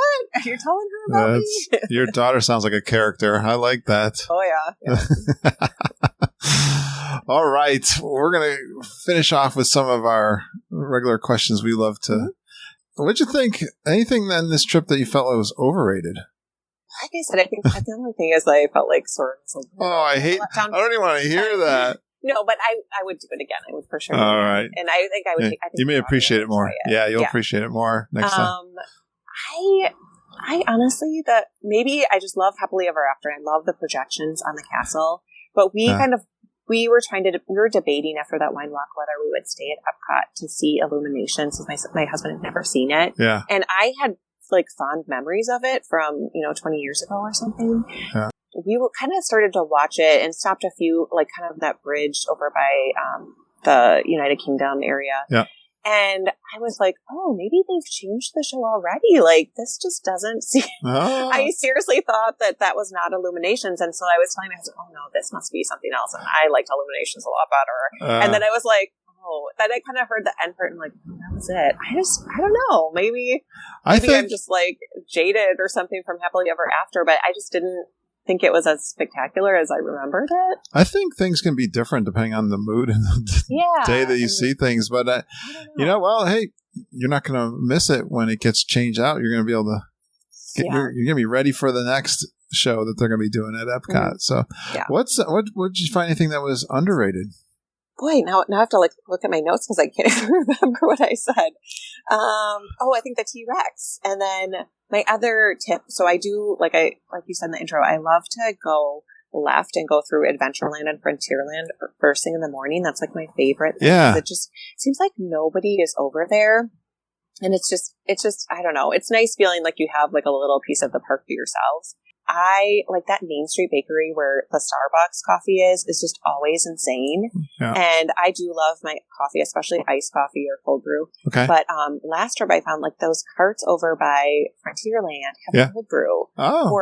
And it counts as a snack credit, and there's literally like no one in line. I got coffee there twice this time, both times with like no line. Nice. And it was great. They've got a breakfast sandwich there too. I think we had already had breakfast, or it was the day we were going to Crystal Pass. But I do love a good breakfast sandwich as well. Nice. But yeah, I love that area. Just like the I don't know, which was funny because I kind of said to my husband, I just like love when there's like nobody here, and he was like, well, like who loves when there's crowds? Yeah. Like, yeah, I know. But I do that, and it's kind of become a tradition for us to do the Magic Carpets as like our first ride when we go to Magic Kingdom. I think we just started that our first trip, and I have a great picture. I don't know even how I did this, but I have a picture of my daughter when she was little getting squirted by the camels while we're on the ride. And it's just the expression on her face. She's like loving it. Like she's not terrified. And so my kids just love that area. And then this trip kind of, I guess, also sort of a pixie dust moment is like, we did that ride. And then for whatever I saw that the Dole Whip area was opening. And I was like, you guys, we are headed. I mean, I don't care. It's like 9:15. We are getting some Dole Whip. And so we opened up, like, kind of like rope dropped the Dole Whip, and I got the pineapple upside down cake one, which was fantastic. Everybody loved it. And then Kendra, this is really geeky, by the way. This is like, I know. You are really geeky. Yeah. So as we're sitting there, Aladdin and Jasmine are coming out to start their meet and greet. Yeah. And we had seen some little girls starting to line up. And we thought, we might as well go meet them since, it looks like they're going to be coming out here shortly. They kind of do, what's interesting, they kind of like do some laps like before they get to their little meet and greet area. And Aladdin came over and said, ooh, ice cream for breakfast. I approve of that, kind of like interacted with us. And, my kids just thought, oh my God, that is so cool. And so then we went over there and met them. And I think that was that Aladdin. Yeah. And he was the same, I could tell it was the same character there both days that we were at Magic Kingdom. He was just like really funny and just really on his game and just so great at interacting, like just coming up with stories, like, he was fresh in the moment. He was just really funny. You got him fresh in the morning. Like this was really, really good. Nobody comes to see him first thing in the morning. Other people. Yeah. No one rope drops Aladdin. Yeah, well, there were actually a lot of, maybe because the movie just, came out. Yeah. There were a lot of girls wearing their Jasmine outfits that were in line with us. Nice. I love it. Oh my gosh, this is awesome. I got to ask this now. You got the two little kids. What's kind of your must-do for the kids? Well, for sure, I always tell everybody to get a stroller. I joke, like I had a coworker who went last year with her kids, and they were 5 and 8, and I said, you're renting like a double stroller or bringing something, right? And she was like, oh my God, my kids haven't used a stroller in years. And I was like, you are going to want one. She joked with me when she got back after their first day. They had driven down there, so they had a car. They drove to like a local Walmart and bought a stroller because she said, you are right. And then she said the whole trip they were fighting over that stroller. So we always get a double stroller. Their legs just nice. Can't take all the walking. Yeah, it's so great for just like, because then they're fresh, they're not tired, and you can store some amount of stuff underneath too. That's where we always like throw our ponchos and stuff, so we don't have to be carrying those around all the time. Yeah. That is the thing. And then also I think knowing, like I kind of alluded to earlier, knowing that you cannot do everything with your kids. Yeah. Like you have to prioritize what everybody like must do and make sure you get to those things kind of early on. Yeah. So that you're not feeling like when everybody is melting down that like, you're like, oh, we have to get to the Haunted Mansion. Like, even though nobody wants to at that point of the day. So I think just knowing that it's okay to just leave the park and you haven't done everything. Because there were definitely some things that we did not get to this trip. I hate to say it, but we did not do the People Mover this trip. Yeah, and it's like, it's one of all of our favorites. But like by the time we were at a point where it's like we were, across the park and we were just tired and we're like, are we going to like fight the crowds to get through Tomorrowland just to do that? I don't know. You know something? Now you say that, and that's geek and law, by the way. You got to do the People Mover. But I know. I love it. We were there 2 weeks, Kendra, and I'm like, you know what? this is like, I don't know how many days in, like way into our trip. Like and the reason we hadn't rode the People Mover was because there was a line every time. Yeah. I couldn't believe the snaking line we saw there. I was like shocked. There were definitely a few things that I kept trying to get kind of extra fast passes for that we just never did. I mean, I don't feel like we got cheated out of anything for sure. Yeah. And we knew kind of going into it being so hot too, and we had just been there the year previously. Like, we did not do any of the kind of like animal walks at Animal Kingdom or things like that tend to be just really, really hot. Yeah. And we're like, no, we're going to skip that stuff this time. One thing you wrote down is afternoon pool breaks. So you kids love the pools then, right? Yes. Yeah, and there were times that we would be like at the park, and my daughter would be like, "Can we just go to the pool?" I'd be like, "Okay, we're just gonna do this like one more thing, and then we'll go to the pool." When it's hot, it's not hard to convince the rest of the gang, I'm sure. Mm-hmm. Good deal. Well, did you learn anything new on this? You are parroting back like all of the essentials of a good magical trip to me. I gotta believe we're gonna finish up with some of your best tips and strategies because you are just killing this thing. Everything you're saying is so on point. Yeah, I think anything new. So this was something that I think I had kind of asked about in the Facebook group, and also I think Judy had told me that this would be okay. So, like I said, we spent one extra night. We ended up, our flights like were significantly cheaper if we flew out like very early on a Monday morning versus Sunday evening. Sure. And so we decided to stay at that Hyatt Regency at the airport so that we didn't have to leave, I mean, we still had to wake up early, but we're at least right there at the airport because our flight left, I believe, at 6 a.m. So that's pretty early. So we just like gave Judy kind of it was a real flight, but we kind of said we were leaving out of a certain flight to figure out what time we wanted the Magical Express to pick us up at Port Orleans on Sunday afternoon. Yeah. We just told them that we had, like a 5:45 flight, to Milwaukee instead of when we were actually going. Yep. And so that they picked us up at like 2:45. Yeah. And then we got to the airport, and then we just went straight to the Hyatt and checked in there. And that place is really nice. Like I just thought airport hotel, that's going to be like really basic. People aren't vacationing at this hotel. Yeah. They have this pool that like you can see planes and you can see, like taking off and landing. And they actually have binoculars that you can look at different planes and things like that. Which is kind of cool. Yeah. I love airports actually. Yeah. So that was really cool. The one thing I will say is that we rely on like the Disney, like those life vests that they have at all the pools for our kids to wear. Yeah. And this pool, it's just like more of a basic hotel pool. So we didn't have any floaties, and my son we should have packed one if we had known because it was just too deep for him. And he was like in the mentality that he was wearing a life vest and kept trying to jump in at, 4 feet of water. Yeah.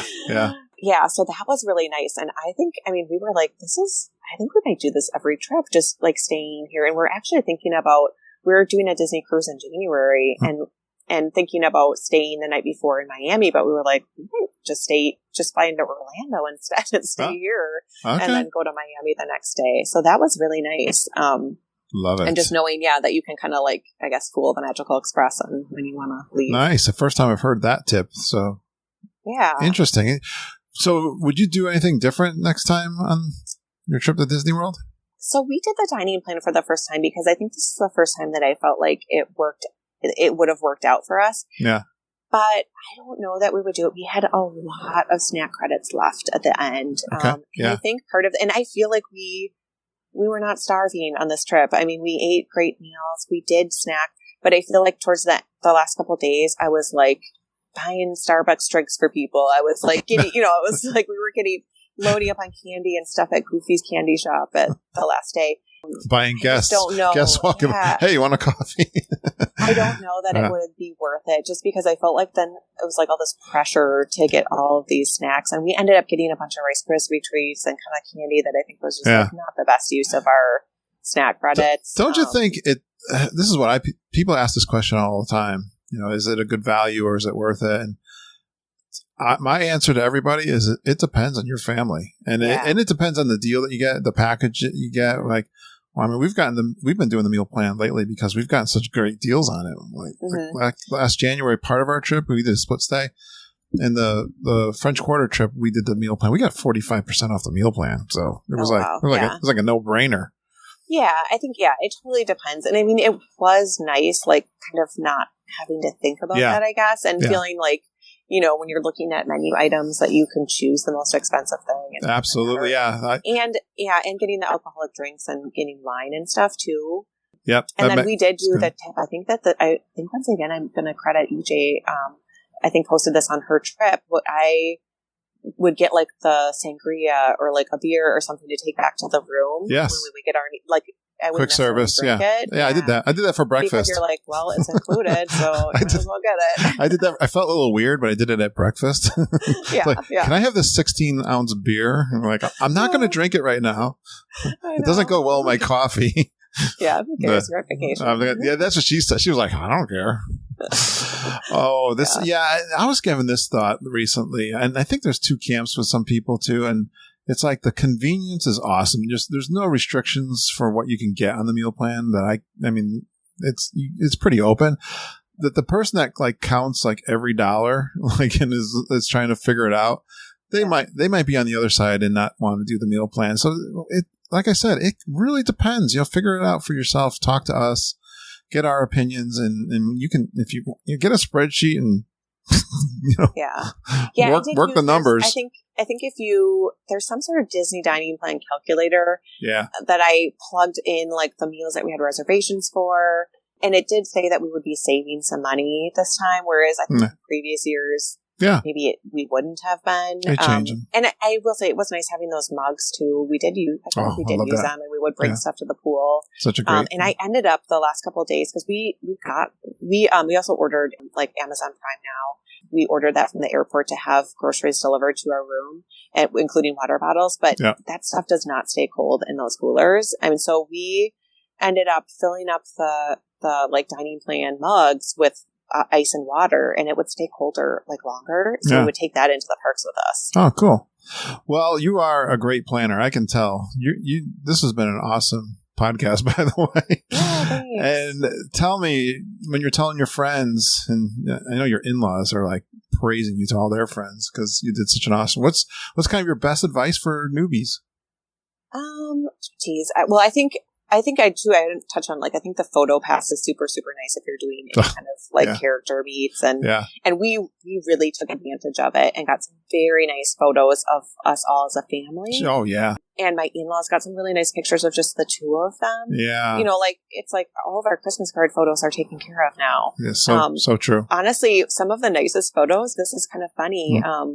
Walking into the dessert party, they had PhotoPass photographers by that purple wall area, but like looking, not taking pictures of the purple wall, but taking pictures with the castle behind you. And those were just like lovely. It was the lighting was like perfect. It was that kind of like, early, like whatever, mid-evening kind of time. Yeah. Those were some of our nicest pictures. They are professional cameras too. And you don't have to worry that you got to find someone to grab your phone and drop it and whatever. Yeah. And my husband and I got a great picture of us. So worth it. Epcot.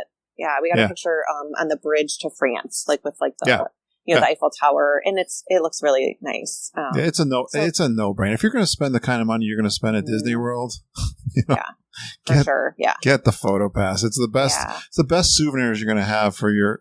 I've got pictures, in my living room from when the kids were little. I mean, we treasure these. Yeah. And I thought it was neat. Looking back, there were a couple of the character meets, like I think the Elena one and the Anna and Elsa, where the photographer just did like a close up of my daughter and just the expressions on her face. They catch because they keep snapping pictures. So sweet. Yeah. They're snapping pictures. I was just thinking I might change my personal profile. I did a new app today. And I had one where I'm showing my recorder with the windscreen on it to the evil twin sisters.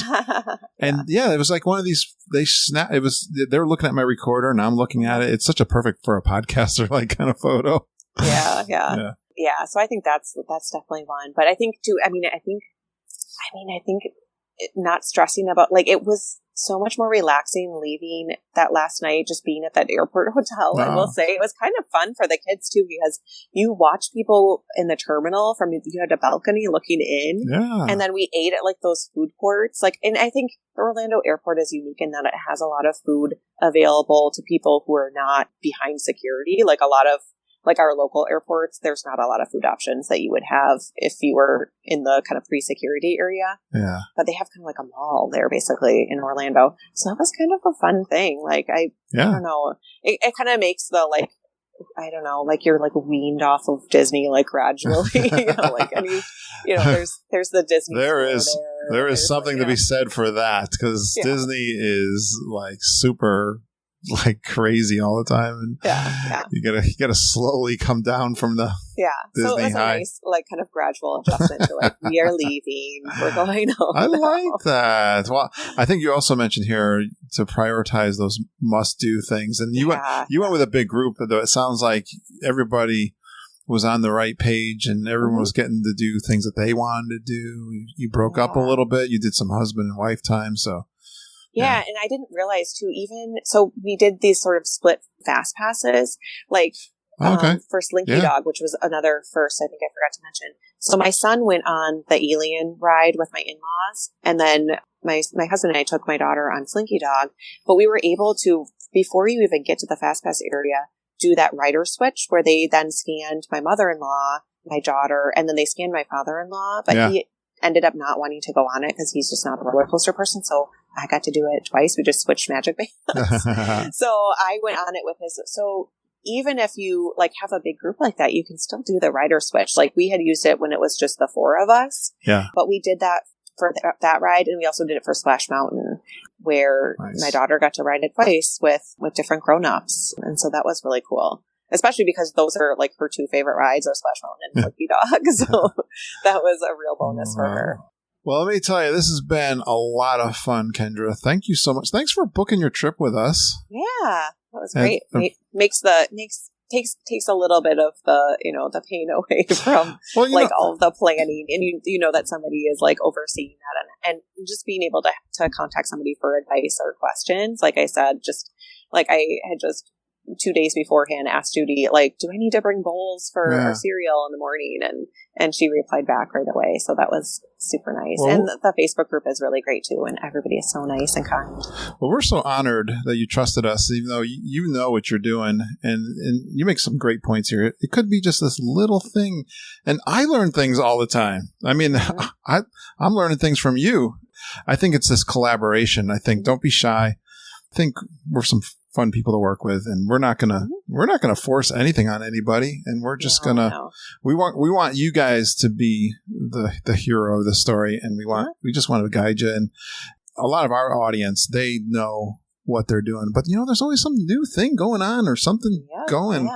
Just be, you just really killed it for your in-laws too. That's made me so happy to hear that. And I like it was good to make that experience. And it's something you guys are going to talk about for a long time.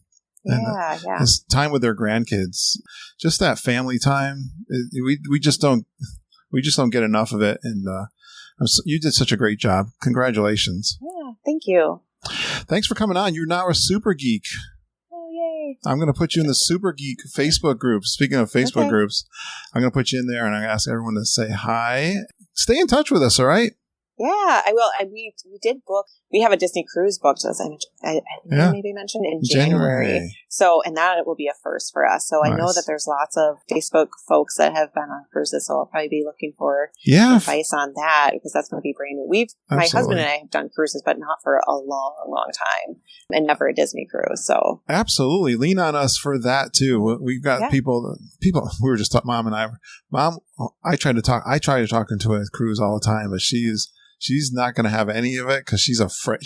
She has a legitimate fear of the water. Like she has a phobia, and she's not going to do it. But we've got lots of people that can definitely give you great advice for that too.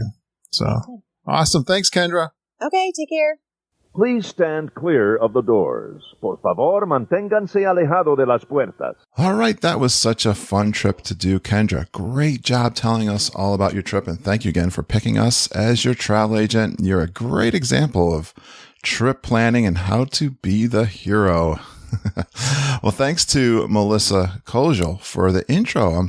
I'm going back about a year, and I'm playing back some of those intros because I didn't have a new one for this week, but you can create one for us too. We love to get those.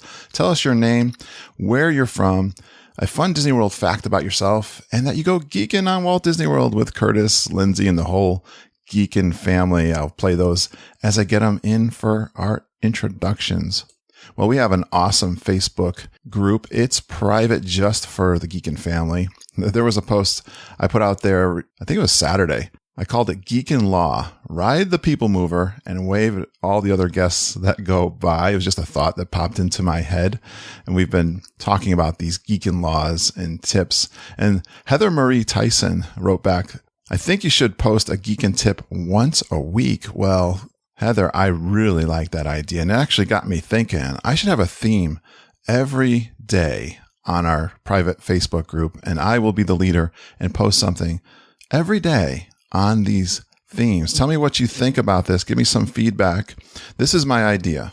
On Mondays, I'm going to post, like I've always been doing, the episode of the week, because the podcast comes out every Monday. So we'll devote Monday to the podcast episode that week. Tuesday is going to be Tuesday tip of the week. So we'll do a tip, a Geek and Family tip, and I hope you guys help me out with that. Wednesday, I'd love to talk about food. So I'm going to do a few that are related to food, and Wednesday is going to be snacks. We'll feature a snack that is one of our favorites. Thursday is going to be a drink. Yeah, there's lots of fun drinks, either kind, adult or non-adult. We'll feature some of the really fun drinks that are in Disney World. Friday, though, is going to be foodie day. That's going to be like restaurant and great meals down at Disney World. Saturday, I'm going to shine the spotlight on one of our Geek and Family members. We did this a little while back where we looked at the top contributors to the private Facebook group. So I'm going to look in that list and mention somebody, and hopefully they'll give us more details about them as a person and their love of Walt Disney World. And Sunday is going to be one of our favorite pictures from our trips. So I love to feature the photographs from down there at Disney World. So we'll use Sunday to do that. So that's my idea. I'll post this in the Facebook group today, and then we'll start following that. I just hope you guys contribute along with me. Wow. In iTunes this week, it was kind of fun. A couple of things happened. I put out a call out in the private Facebook group for some iTunes reviews, and I received 31 new 5-star iTunes reviews. Now, I can't read them all, but I want to read one of those back to you. They're all so fantastic. I think this one's really representative of the feedback that we got during this. And a lot of times I can't tell who the person is that's responding, but this is from Disney Nerd 1122. I started listening to the show a few years ago, and I loved it from the beginning. Curtis, Lindsay, and the whole Geekin' family are welcoming, kind, well-informed, and so much fun to listen to. And yet somehow the show keeps getting better! ! The topics are creative and fun. There are plenty of trip reports. So if you're like me, you can live a little through their others' vacations, and they're so informative.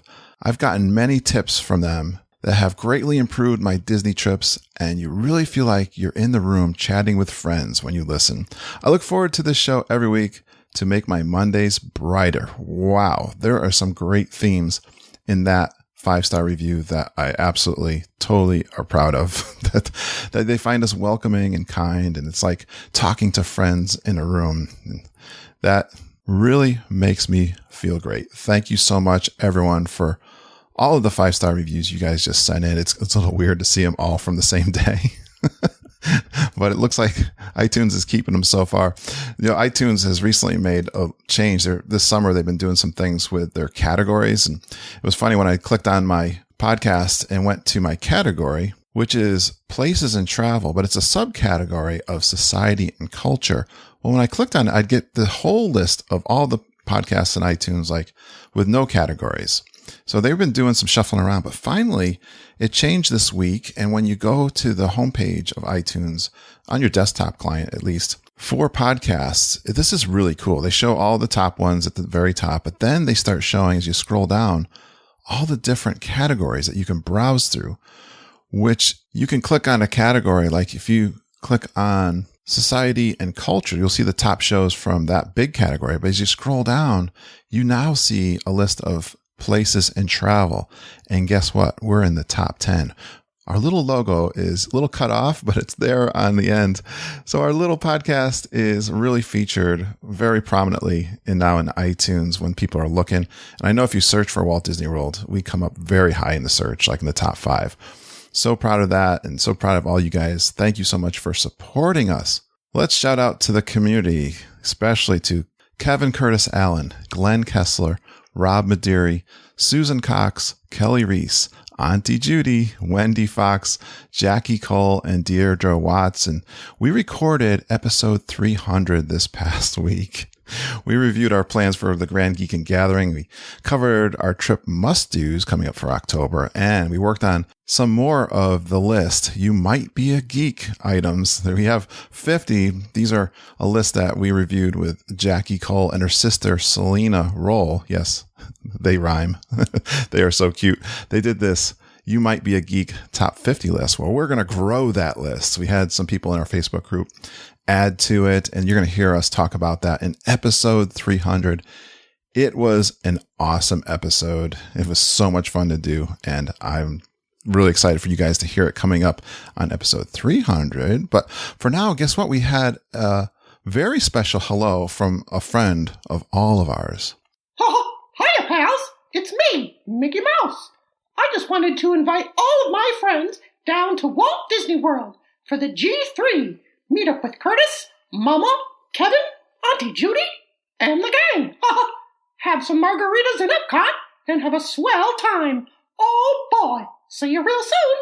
Thanks, Mickey. I'm so glad you're looking forward to seeing us. We're so excited to be down there with all of our friends too. Let me have Kevin explain to you all the activities we got planned for the Grand Geek Gathering in a way that only Kevin can describe. Hi, Kurt. This is Chris Malick from the WW Review. Yeah, all right, Kurt. I've got that list of events you wanted for the G3. Yeah, myself and Deborah fly in on the 17th of October, and we fly out again on the 1st of November. Kev.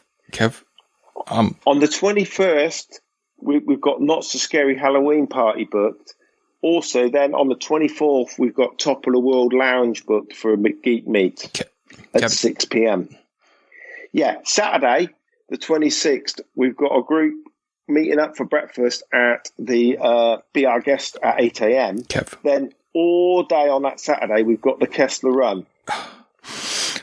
And then Sunday, of course, it's the big one, the G3. Kev. We're meeting up 11 a.m. at the Mexican Pavilion for margaritas. And then at 8 p.m., we've got a Forever Epcot fireworks cruise. Kev. So thanks for that. I'll see you later. Thanks, Chris. All right, that cracks me up every time. Thanks, Kevin. And great job to Chris Malick from the Dub-de-Dub podcast for being such a great sport. I'm sorry, Chris, you couldn't get a word in. It's happened to me also when I talked to Kevin. But we have a family reunion coming in this October. It's the October 2019 Grand Geek and Gathering, the G3. The official meetup is October 27th, 11 a.m. at the Mexican Pavilion. Judy's telling me that we're going to have a banner that we could take a really nice professional photo pass picture with. So I'm excited about that. I can't wait to meet everyone down there. It's going to be epic. I think there's going to be like 50 of us. So it's just going to be an amazing family reunion. I also connected with Chris and we recorded a show for his podcast, the Dub-de-Dub Review. We reviewed my PDF that I give away for joining our inner circle. It's called The 9 Ways to Have a Magical Disney World Vacation. And Chris will be releasing that recording on his show. But if you're part of the Geek and Family Inner Circle, you can hear it right now because I released it on that private podcast. And you can sign up for the inner circle at geekinondwdw.com/inner circle. You'll get a PDF. It's the Geek and Family 9 Keys to a Magical Disney World Vacation. You can download that, and I hope you'll share it with your friends, especially your newbie friends. And you also get a weekly newsletter, the Geek and Gazette. We send out our favorite Disney news items, info on Disney package discounts, and there's a lot going on right now, and news from our Geek and Family. You'll also get a couple of freebie handouts, including a free packing checklist and a spreadsheet that we use to help plan our trip, and we also use for our travel clients. And now there's these bonus podcast episodes. There's 10 of them out there. They're like live trip recordings with my coffee walks. These are some of those episodes that the Geek and Family has always told me they enjoy. And now you got that 9 Keys to a Magical Disney World Vacation. That was an interview I did with Chris and Stacy and Peter from the Dub-de-Dub podcast. edit it very much at all. I listened to it myself last night. I really enjoyed it, I must say. And there's a new live recording from our January 2019 trip. It's our first day staying at the beach club. It's a great recording. There's my very first time on Mission Space, the green side, the easy side. And I have a great interaction with a couple of guests there that we had some fun, Ken and I, riding and doing our Mission Space. And it's also featuring one of my favorite songs of all time from one of my favorite movies of all time, The Wizard of Oz. It's one of Mama's favorites too. Somewhere Over the Rainbow. It's usually sung beautifully by Judy Garland, but oh my, the Voices of Liberty. I have that recording. It's fantastic. So, hey, let me play a clip from that show. Never done this before. I haven't done this side. There's 10 rows. I think they changed the video. I'll be going to play a show for us to watch. That's how you read it. What is it, but I'm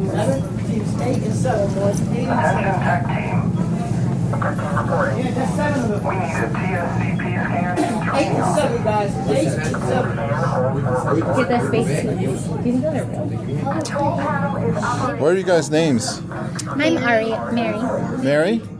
Mary, my life is in your hands, so as the captain of this ship. So I wanted to know, my name's Curtis, so. Hey, Curtis. And your name? Ariel. Ariel, okay. Oh, pretty names. All right, you're in charge, Mary. I got lots of confidence in you, though. They're going to have missions, they're going to have things for you to do, so listen carefully. You know this? At least I've done the other one for Mars. Will they have like stuff for you? Everybody has a role to play. Mission. You got to push some buttons. What is this mission called? Mission Space? Yeah. Where's Mission Mars at? That's the orange one. It's more intense. You guys are going to do next, right? Do you get motion sickness? No, I don't really. Only like it just like makes me like feel like. But then after I do it a couple times, I get used to it. Did you do the Star Wars, the Star Tours in Hollywood Studios? I like that. Were you fine with that? We have Star Tours at Disneyland. That's one of our favorites. It's different, though. I think Every you'll be time okay. is different. I like that. Welcome to the International Space Training Center. You're here today to train for the greatest adventure in the history of mankind, space travel. I know you're probably feeling a little nervous right now, but don't worry. Every astronaut has felt that way at one time or another, even the heroes who went to the moon.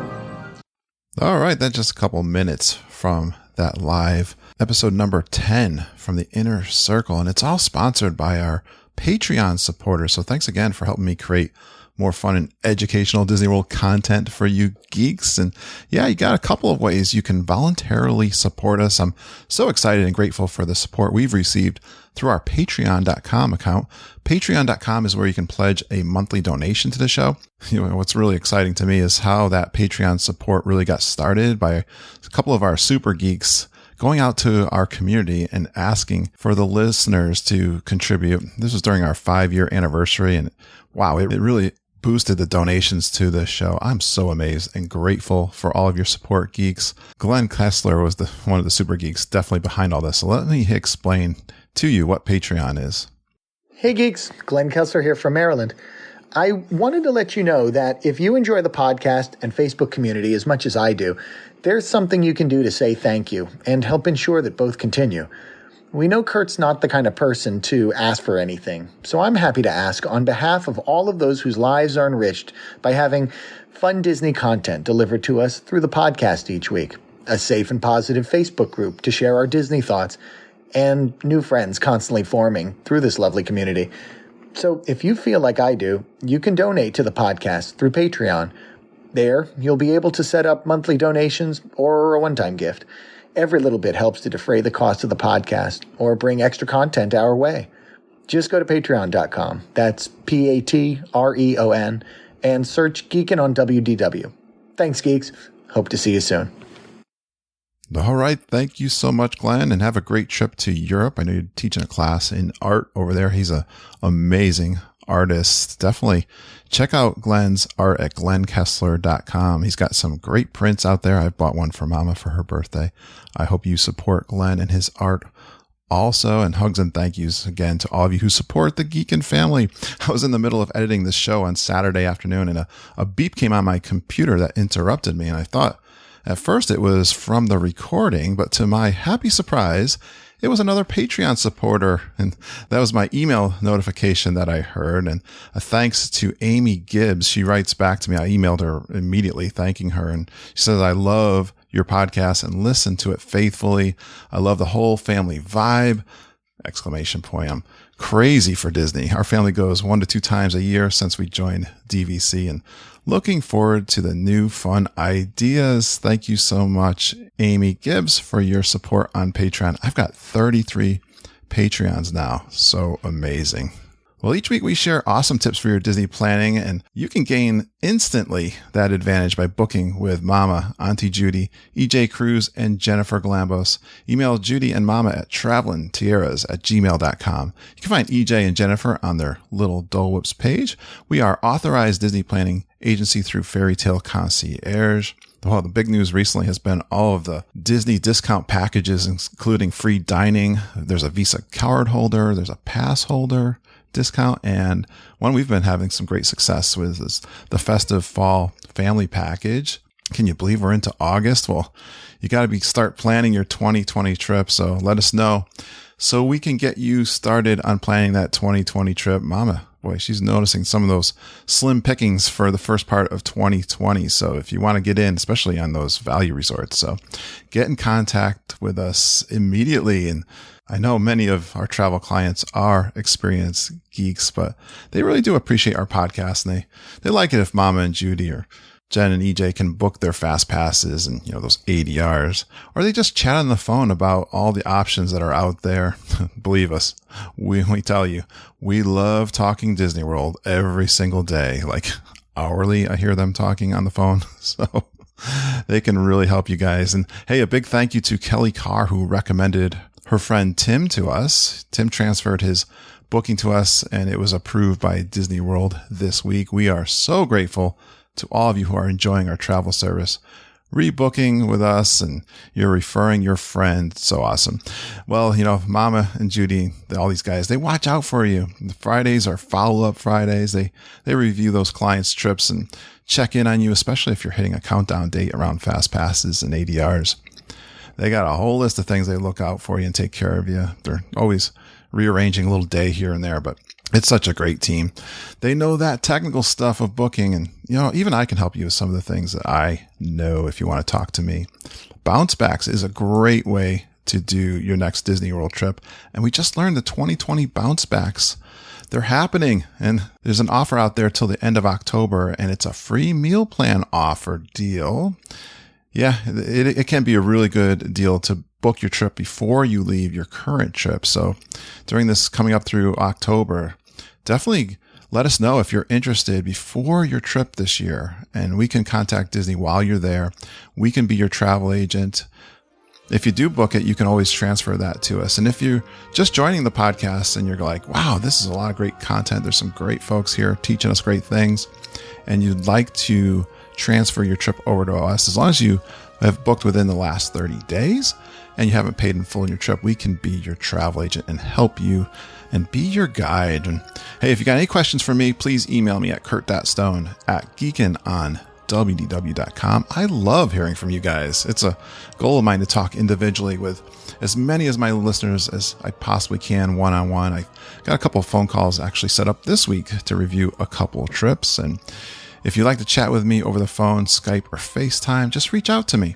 If you're a podcaster and you'd like to have me as a guest on your show, I'd love to do that. I like connecting with all of the other Disney World fan podcasts, and that's always fun for me. So reach out to me if you're a new podcaster or you've been around for a while and just want to connect. I'd love to be on your show as a guest. And thanks for going geeking on Walt Disney World with us. We really appreciate you listening and geeking with us every single day. We love you, geeks. Have a magical day, and I hope all your dreams come true.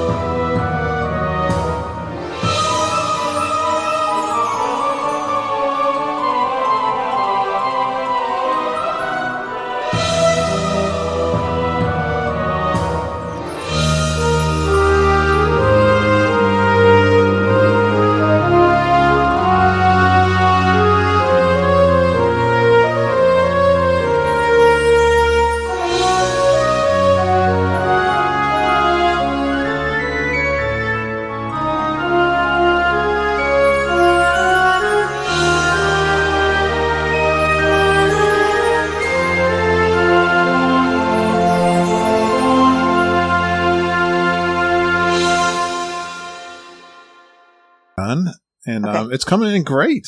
Okay, good. Awesome, Kendra. All right. How are you? Good. Yeah, thanks. So sorry about the time thing. I should have clarified that too. Hey, I'm the host. I should have clarified. I didn't think. That's okay. I don't know. Sometimes I'm good at it. Sometimes I'm not. No, that's okay. Yeah, no, it was funny because I think you texted me. I was listening. I was catching up on podcasts. So I was like listening to you, and I was like, "Oh my god!" Well, this is creepy. He's calling. Yeah. He's texting me. Yeah. That's cool. All right. Are you settled in? I am. I'm good to go. Yeah. You're running around. Is it hot there? It's extremely hot. Yeah, I think the whole country. I mean, it was extremely hot our whole trip, and then ever since then, it's like it's been this same temperature, But I always tell people, I say, but here, at least I'm not outside for like 12 to 14 hours a day like I was at Disney, so I can tolerate walking into work for 5 minutes, I know, honestly. Yeah. I could never.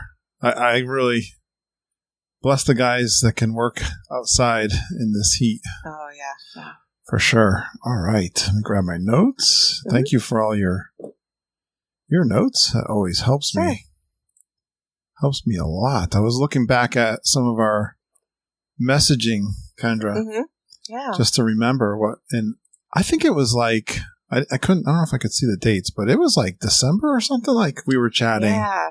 Yeah, I think because I think that I was talking with Judy. We were doing our family Christmas. I think when we actually booked the trip, like on the 29th or something like that.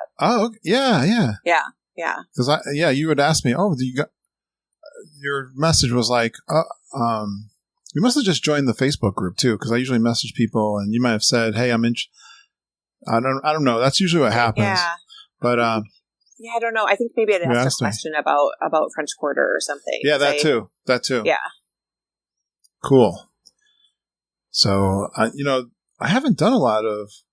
I'm trying to be more conscious of this. Like, have my clients on the podcast. So I'm excited. And that did we do a good job? Oh, definitely. Yeah. And even to I think 2 days before we left, it's just those little questions that, we were packing, and my mother-in-law said, "Do they have like bowls and silverware in the rooms?" And I was like, well, I think, I don't know. I can't remember. So I just sent a message to Judy, and within 5 minutes, she's like, "Oh, no, you're going to have to bring your own." So we're like, okay, just throw in some paper bowls, for cereal. Oh, cool. And stuff. Yeah, I love that. Was Judy all right? Oh, yeah. Yeah, that's great. She's Employee of the Month, Oh. I say that to her every month. She's not an employee, but it's just our little inside joke. Yeah. No, it was great. She's a sweetheart. She's a longtime friend, and her and Mom. Okay. Oh, my camera went off. I don't know why I did that by accident. I didn't mean to turn it off. Oh, okay. My friends on the East Coast just always could not believe when they came out here how much longer it takes to get places. I'm like, yeah, the states are a lot bigger out here. That is the thing. We were down in the Connecticut Shore yesterday for a lobster roll. We went down to the New London, kind of near Mystic area on the shore. Yeah, I've been there too. Really nice. It was a beautiful day. It was awesome. Yeah. Yeah, my aunt and uncle used to live in Long Island, and we took the ferry that goes, I think, to New London, right? Yeah. And spent the day in Mystic, yeah. Nice. All right. Good. I got my little fan going. I'm going to leave it. I'm taking a chance here. I was going to test, and I think I'll be able to get that out. It's I got it on low in the corner there, but it's supposed to be 100. It's not going to be 100. I just checked my phone. It's like in the 90s, kind of. So I'm glad it didn't hit 100. Yeah. Yeah, it's just really humid, I think, is the difference. It's that Florida, it's like Florida humidity here. I know it. I actually kind of like it. I'm going to be honest. I like the warm. Yeah. Let's see. Where are my notes here? I'm going to move your head out of the way so I can see them. And let's see. I'm good. I'm going to get all the details as we go through this. I'm not even going to ask anymore. You're going to tell me all about yourself. Sure. Well, what do you want to know? At least the Disney part. Yeah. That didn't come out right. Yeah. That's funny. All right. Thanks for coming on. Mm-hmm. Great job. That was awesome. Oh, thanks. So I'm not. I got a few. We got one coming out this week, and they got one other in between you. So okay. So it's gonna be a couple weeks, and then it's gonna be out there for you. Good. Yeah, my husband. He was so funny because I think he thought that it was like already out. So he was like, I'm not seeing it on here. on the app. I was like, oh no. So it's coming. I'm going to get him into the podcast too. So it's going to be a few weeks. Yeah. Is he a fan now? Is he? Well, so he hasn't, I've been trying to like get everybody on podcasts.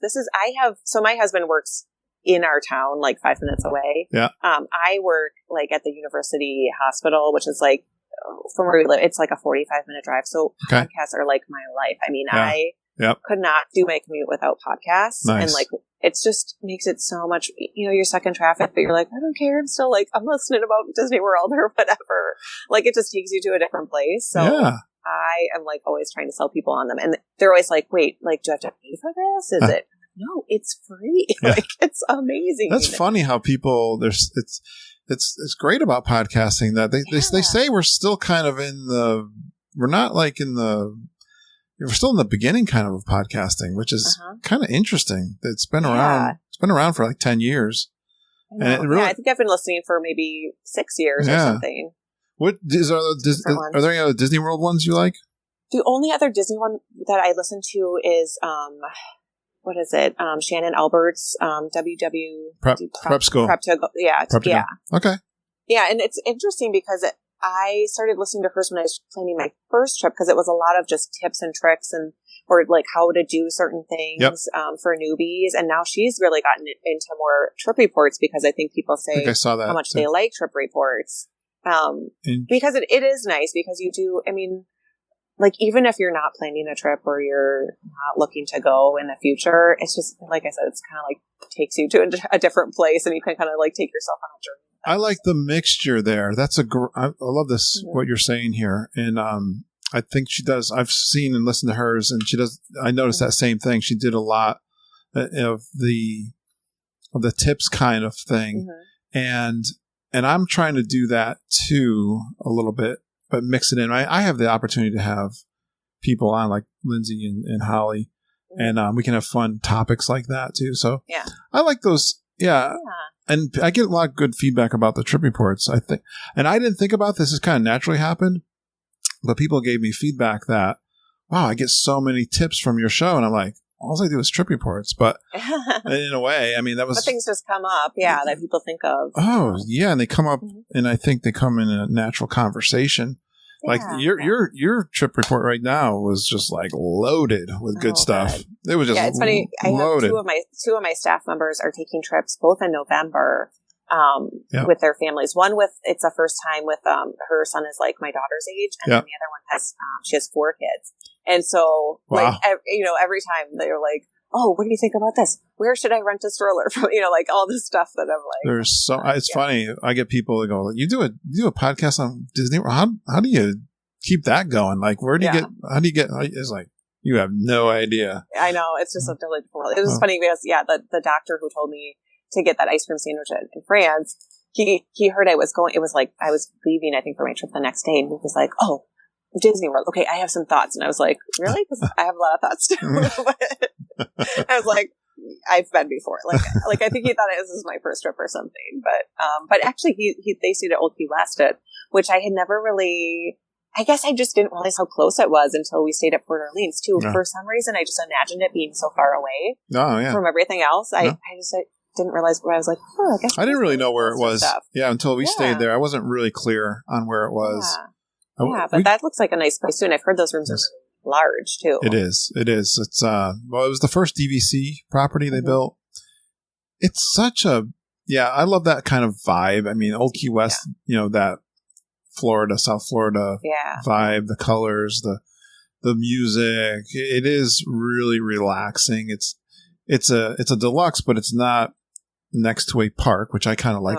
I like parks, but we're staying there. We're staying there in January because the points are lower there for my DVC. Oh, okay.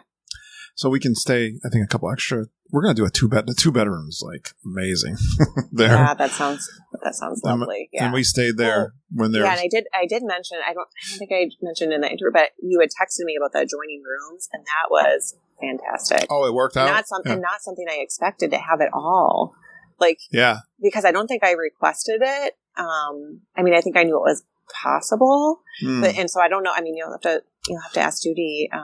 They do have a lot of those. Like, I don't know if they said it. I mean, they just know that we're all traveling together or something. But so you did have adjoining rooms then. We did. Oh, and it was so nice for the kids, especially to just kind of go back and forth between the 2 rooms. Awesome.